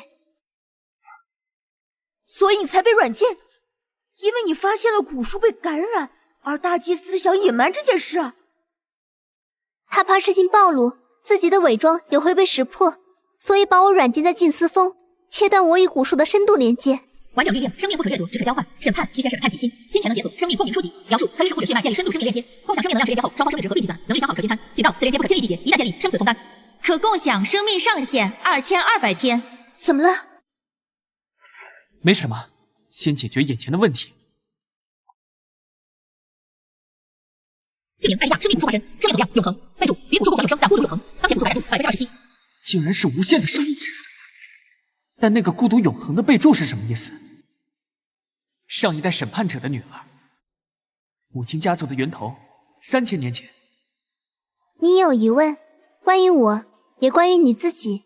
我父亲留下的信息说，你是审判者的后裔，但你现在是生命古树的化身，这中间发生了什么？3000年前，虚空裂缝第一次侵袭我们的世界，我的父亲，最后一位完整的审判者，牺牲自己封印了裂缝核心，但也因此陨落。临死前，他将尚未觉醒的我托付给生命古树，古树用3000年的时间将我与他的生命循环绑定，赋予我永生，但也剥夺了我作为人的完整人生。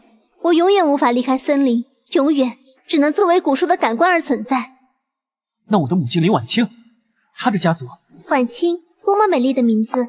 她的先祖是我父亲最忠诚的护卫，玉符守护者一族。审判者陨落后，守护者带着我父亲留下的玉符和部分血脉，穿越裂缝逃往你们的世界，试图延续审判者的使命。玉符并非装饰，它是审判者血脉的抑制器和引导器。在你觉醒前，它抑制能力过早暴走；觉醒后，它引导你逐步掌控力量。你母亲一直带着它，直到传给你。所以母亲一直知道。她知道家族的使命，但不知道具体的真相。玉符守护者一族在漫长的传承中丢失了大部分记忆，只留下守护玉符等待觉醒的祖训。天亮了，今天我带你们去生命神殿，至少是神殿的外围区域。你们需要亲眼看看生命之泉的真相。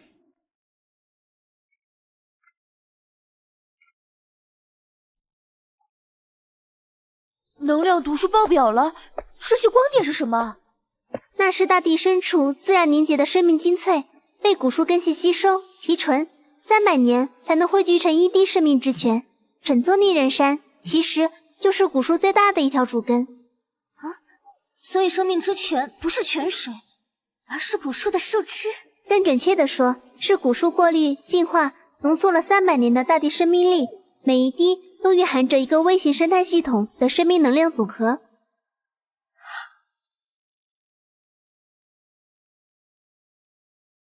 艾莉亚公主，大祭司有令，未经他亲自许可，任何人不得接近圣泉核心区。我只是带客人参观外围的镜像泉，真正的圣泉核心，我自然知道不能靠近。异界人，他们身上的能量波动很特别，他们在防备你。大祭司的命令，不过没关系，迹象权足够让你们了解真相。这就是未经过300年提纯的初级泉水，效力只有真正圣泉的1%，但足够用于研究。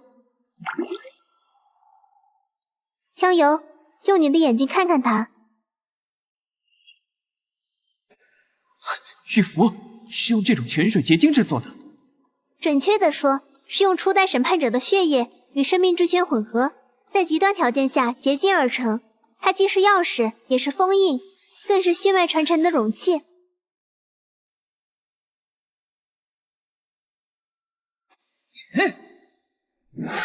带着玉符和我的女儿逃去另一个世界，活下去，等待下一个审判者觉醒。审判者之名，生命法则，封。婉清，这是我们一族世代守护的东西，如果有一天它发光了，就把它交给你的孩子。妈，这孩子会需要它吗？但愿不会，但命运从来不由我们选。加油，你眼睛在流血。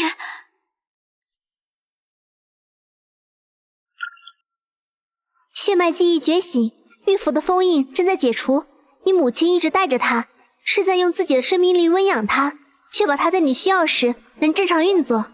所以他身体一直不好，不是因为在背后的艰苦，而是因为玉符守护者与玉符是共生关系，温养玉符会持续消耗生命力，但也能延长玉符的活性。你母亲是自愿的。那个泉水还能净化虚空感染，对吧？具体怎么用？真正的成熟泉水，一滴就能净化半径100米的虚空污染，但需要配合古树的共鸣，也就是我的能力引导。而现在古树本身被感染，泉水产量已经下降了70%。加大祭司知道这个情况吗？他知道，所以才要逼我献祭，用我与古树连接的生命力作为燃料，强行催出一批泉水，就来治疗古树感染。但那样做，我的意识会被彻底烧毁，只留下一具空壳。那他怎么敢？艾莉亚，你果然带异界独神者来了。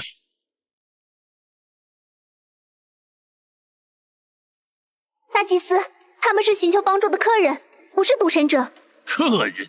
这个少年身上流淌着与3000年前那个盗贼同样的肮脏血脉。他父亲偷窃圣泉，他如今又来偷窥圣泉秘密。审判者一脉果然是窃贼。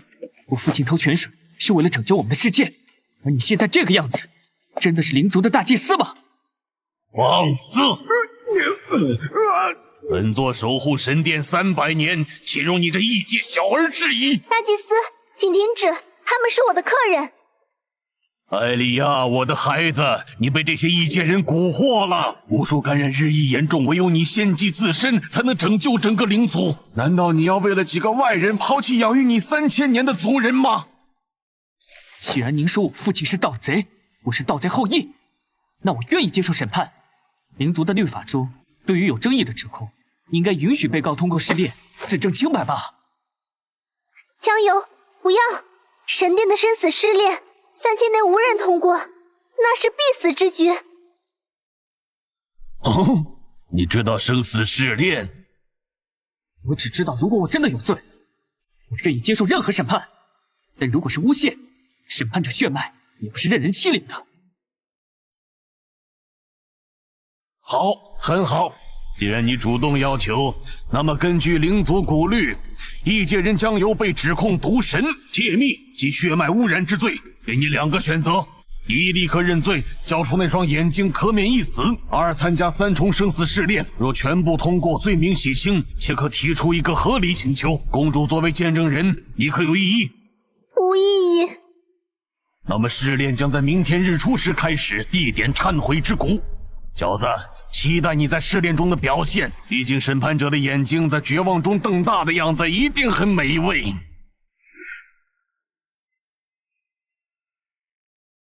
你疯了吗？你连那试炼是什么都不知道？我知道，但这是唯一能光明正大进入神殿核心区，接近真正生命之泉，并找到证据揭穿它的方法。而且我需要一个理由，让艾莉亚公主能名正言顺地告诉我所有关于试炼的情报。毕竟我现在是即将赴死的试炼者，她指导我合情合理，对吧？试炼者将有3重生死试炼，现在开始。每重试炼限时1小时，超时未完成或精神崩溃视为失败，当场处决。加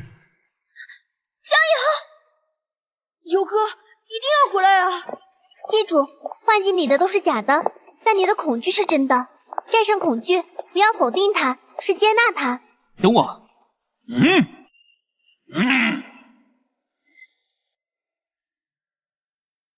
抗生素一定要找到。能量结构完全模拟记忆场景，但有几处细节错位。天空云层的运动方向反了，地上影子的角度偏差3度，这是人为调整过的幻境。该死的试炼规则，我只能观看，无法干涉。尤儿，妈的身体妈自己知道，熬不过这次了。妈，你会好的。我们说好，要一起等到家园恢复的那天。这是你爸留下的，去找你爸爸，好好活。妈！看呀，这就是你的原点。你母亲的死是你一切痛苦的根源。如果那天你早回家10分钟，如果你找到了更有效的药，如果你更强一点，她是不是就不用死？都怪你，为什么不早点回来？妈妈好疼。对不起，妈，对不起，够了。承认吧，是你的无能害死了他。你根本不配拥有这双眼睛，不配当什么审判者。你说的对，那天我确实不够强，我确实没能救回妈妈，也确实后悔了无数个夜晚。但妈妈临走前说的最后一句话不是都怪你，她说的是好好活。她把玉符给我，不是让我背负愧疚，是让我带着希望走下去。你想用最深的恐惧击垮我，但别忘了，审判者的眼睛不只是生死，还有谎言。听着，妈妈已经走了，但她的爱留下来了。我会活下去，会找到爸爸，会弄清一切，会守护更多人，也都他的那份一起。好孩子。他真的突破了心魔幻境啊！才用了不到20分钟。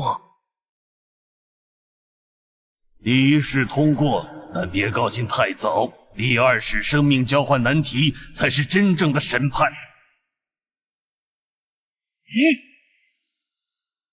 规则：你只能救一边，救左侧100名人类存活，0族幼童坠落；救右侧0族幼童存活，100名人类坠入岩浆。你有30秒选择时间。顺带一提，这并非完全虚构。左侧的人类是存在于某个囚笼中的俘虏，右侧的0族幼童是艾莉亚公主小时候的形象。选择吧，审判者，是顾全大局还是遵循本心？救任何一边都会让另一边死亡，这是经典的道德电车难题。但父亲说过，审判者的意义是创造第3选项。既然两边都要救，那就让乔暂时别逃。生命转移目标，10桥结构体，持续时间10分钟。确认，你们互相帮助，把铁链往上拉。右边那个孩子趴下别动。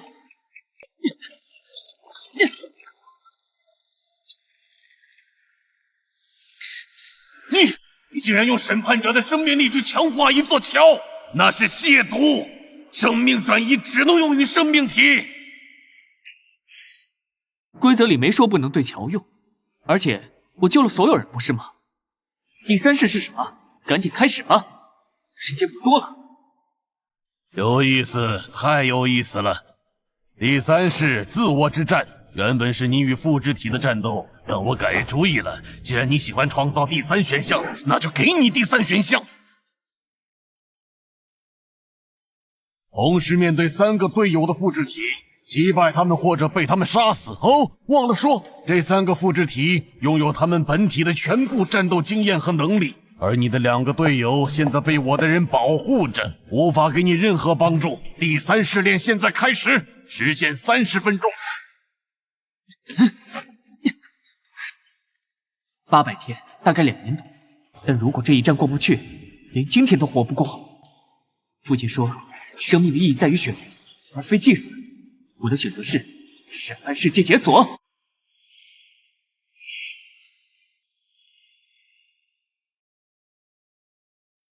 你透支的太厉害了！审判世界是血脉的禁术，每使用1秒都在燃烧生命本源。你要是敢再这样乱来，我就……我父亲在哪里？那是虚空蠕虫母体在他体内留下的时间烙印，他没有完全继承它，而是把它变成了一个活体时间锚点，用来定位和侵蚀两个世界的时空结构。能清除吗？能，但需要2样东西：成熟的生命之泉泉水以及生命之吻。泉水我可以取来，虽然蛊术感染导致产量稀少，但就一个人所需的量还是够的。问题是生命之吻，那需要另一个永生者自愿分割自己的一部分永恒生命，注入他的身体，激活他被冻结的时间流。灵族唯一的永生者就是我，我愿意献祭。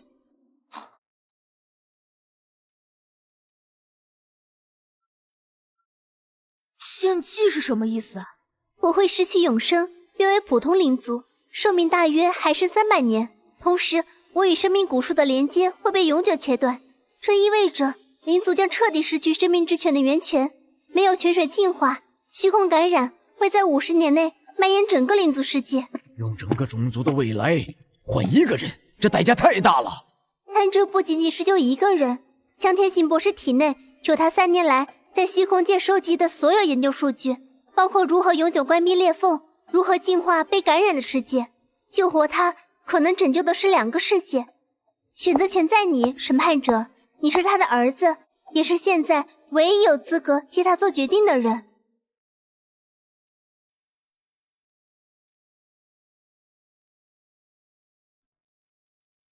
艾莉亚公主，你成为蛊术化身是3000年的事，那之前的你是什么样的人？之前的我只是一个普通的灵族公主，喜欢在森林里奔跑，给花朵唱歌，梦想着有一天能去其他世界看看。那你后悔吗？被选中成为化身，永远困在这里。不后悔，这是我的选择。3000年前，蛊术在虚空入侵中重伤，需要一个载体来维持生命循环。我是自愿的，用我的自由换取族群延续。那现在，你有机会重新选择。救了我父亲，你失去永生，但重获自由；灵族失去泉水，但得到一个可能拯救2个世界的机会。这个代价，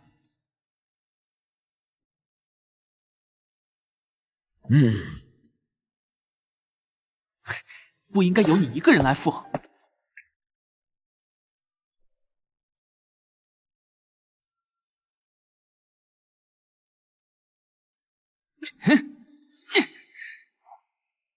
艾莉亚，如果我用自己的生命力暂时喂饱这个烙印，让它停止侵蚀，是不是能争取更多时间？你想用生命转移去填时间烙印，那是个无底洞，它会抽干你。我不需要永久解决，只需要争取到找到其他办法的时间。检测到时间诅咒母体烙印，尝试用生命力抑制，需持续消耗10天1小时。烙印当前侵蚀进度73%，完全侵蚀后目标死亡。是否开始抑制？开始。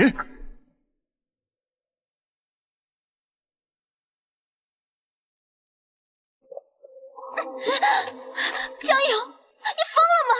每小时10天，你只有650天，能撑多久？65个小时，2天半，足够我们去找其他办法。告诉我，除了生命之吻，还有什么方法能彻底清除烙印？有，传说中完整的生命法典拥有改写生命法则的力量，如果能集齐5块碎片，那就去找。你带我们去找剩下的碎片。至于灵祖的未来，小姐，你之前分析过生命之泉的能量结构，如果我们用科技手段模拟蛊术的过滤净化过程，有没有可能人造泉水？理论上可行，蛊术的净化本质是能量频率共振和物质相变。如果能有足够的样本数据，加上灵族的能量科技辅助，也许真能造出人工圣泉。人造圣泉？用知识换时间，我们帮你研发人造泉水技术，你们帮我们收集生命法典碎片，并救醒我父亲。这是交易，不是牺牲。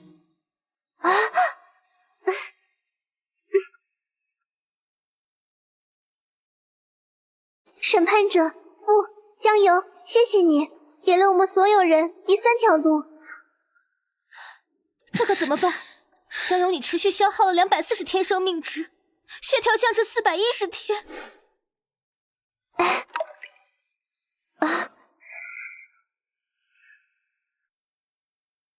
希望这个泉水能唤醒江博士。这里是，我又被转移了。尤儿，爸，我终于找到你了。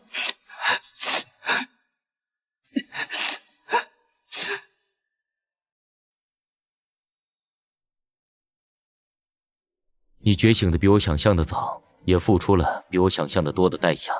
爸，时间烙印是怎么回事？虚空蠕虫母体为什么选你啊？因为它需要坐标。虚空生物想要大规模入侵一个世界，必须先在目标世界建立一个稳定的空间锚点。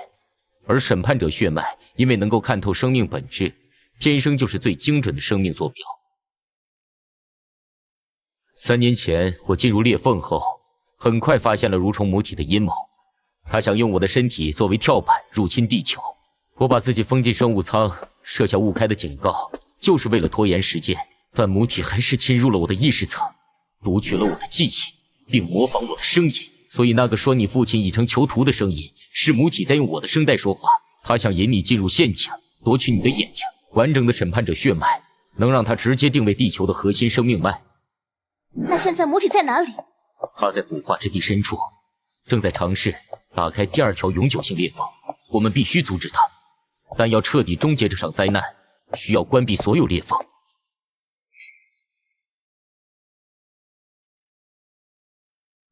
我3年来研究发现，所有裂缝都由一个虚空密钥系统控制，密钥分散在5个异能君王手中，集齐密钥才能关闭核心裂缝，其他次级裂缝也会随之瓦解。5个君王，我们连一个熔岩巨兽都差点打不过。所以，我们需要完整的生命法典，5块碎片集齐，审判者血脉才能完全觉醒，拥有与君王级对抗的力量。儿子，我的时间不多了，烙印只是被暂时压制，母体随时可能重新激活它。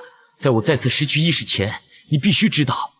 闭上眼睛，感受我的记忆频率，父子血脉共鸣，能让你看到我3年来的所有发现。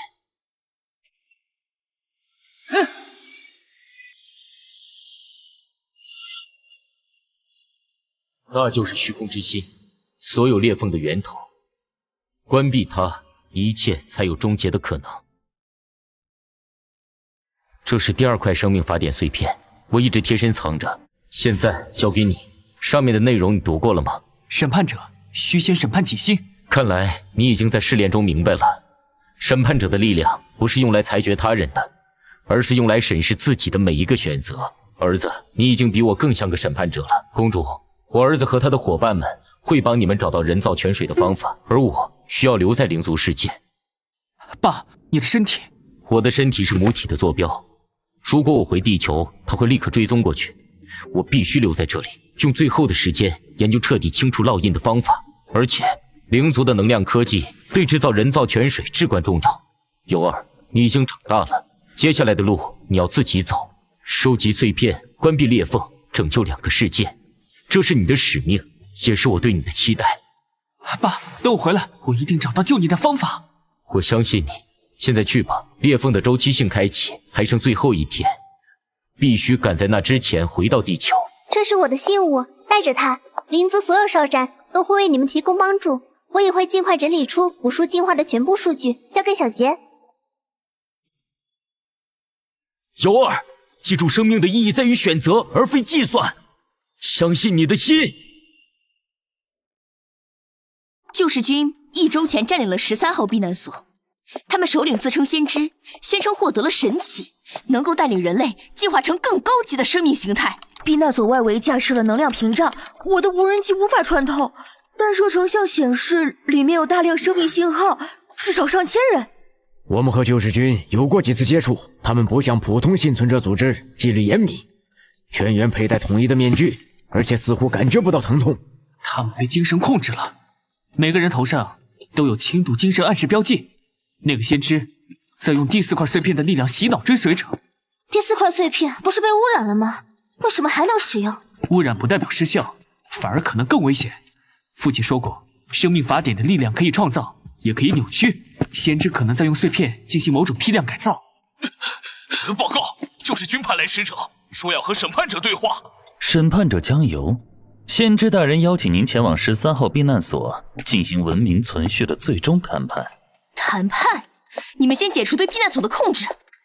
先知大人说，您父亲江天行博士留下的研究资料中有关于虚空之药的完整记录，大人愿意用这一部分资料交换您手中的3块生命法典碎片。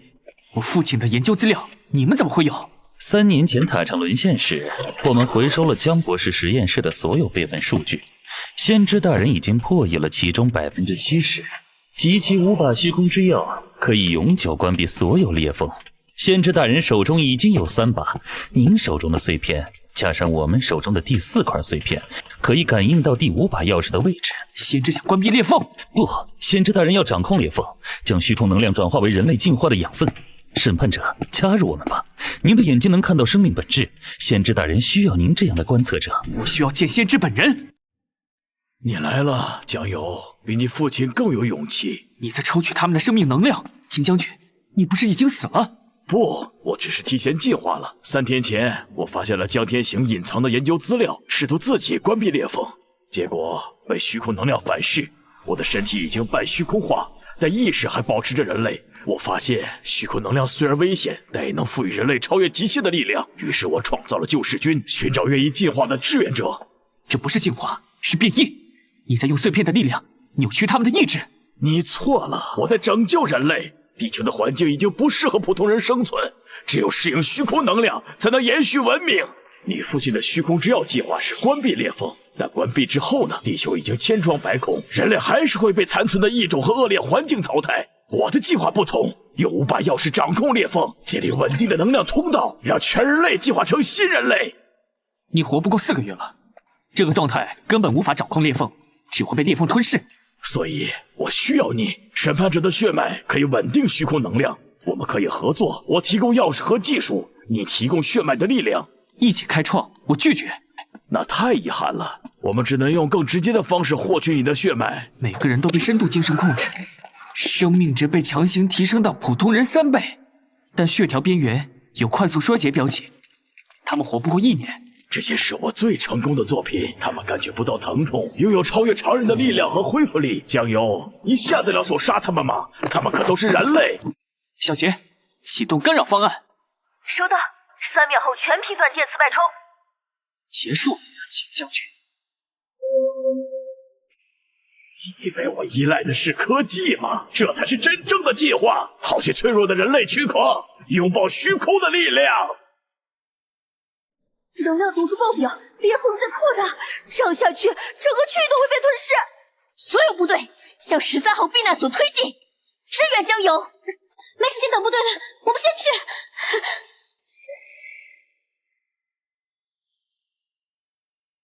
公主感受到这里的虚空波动，她让我们带来一件礼物，临时强化的审判者机甲。我来驾驶，小杰远程辅助。薇姐，机甲和你的神经连接还没适配过，那就现场适配，江油等不了。感受到了虚空的力量无穷无尽。江油，抓住！李卫，你怎么？少废话，怎么阻止他？碎片是他能量的源头，必须剥离。但碎片已经和他融合，同他一起砍了。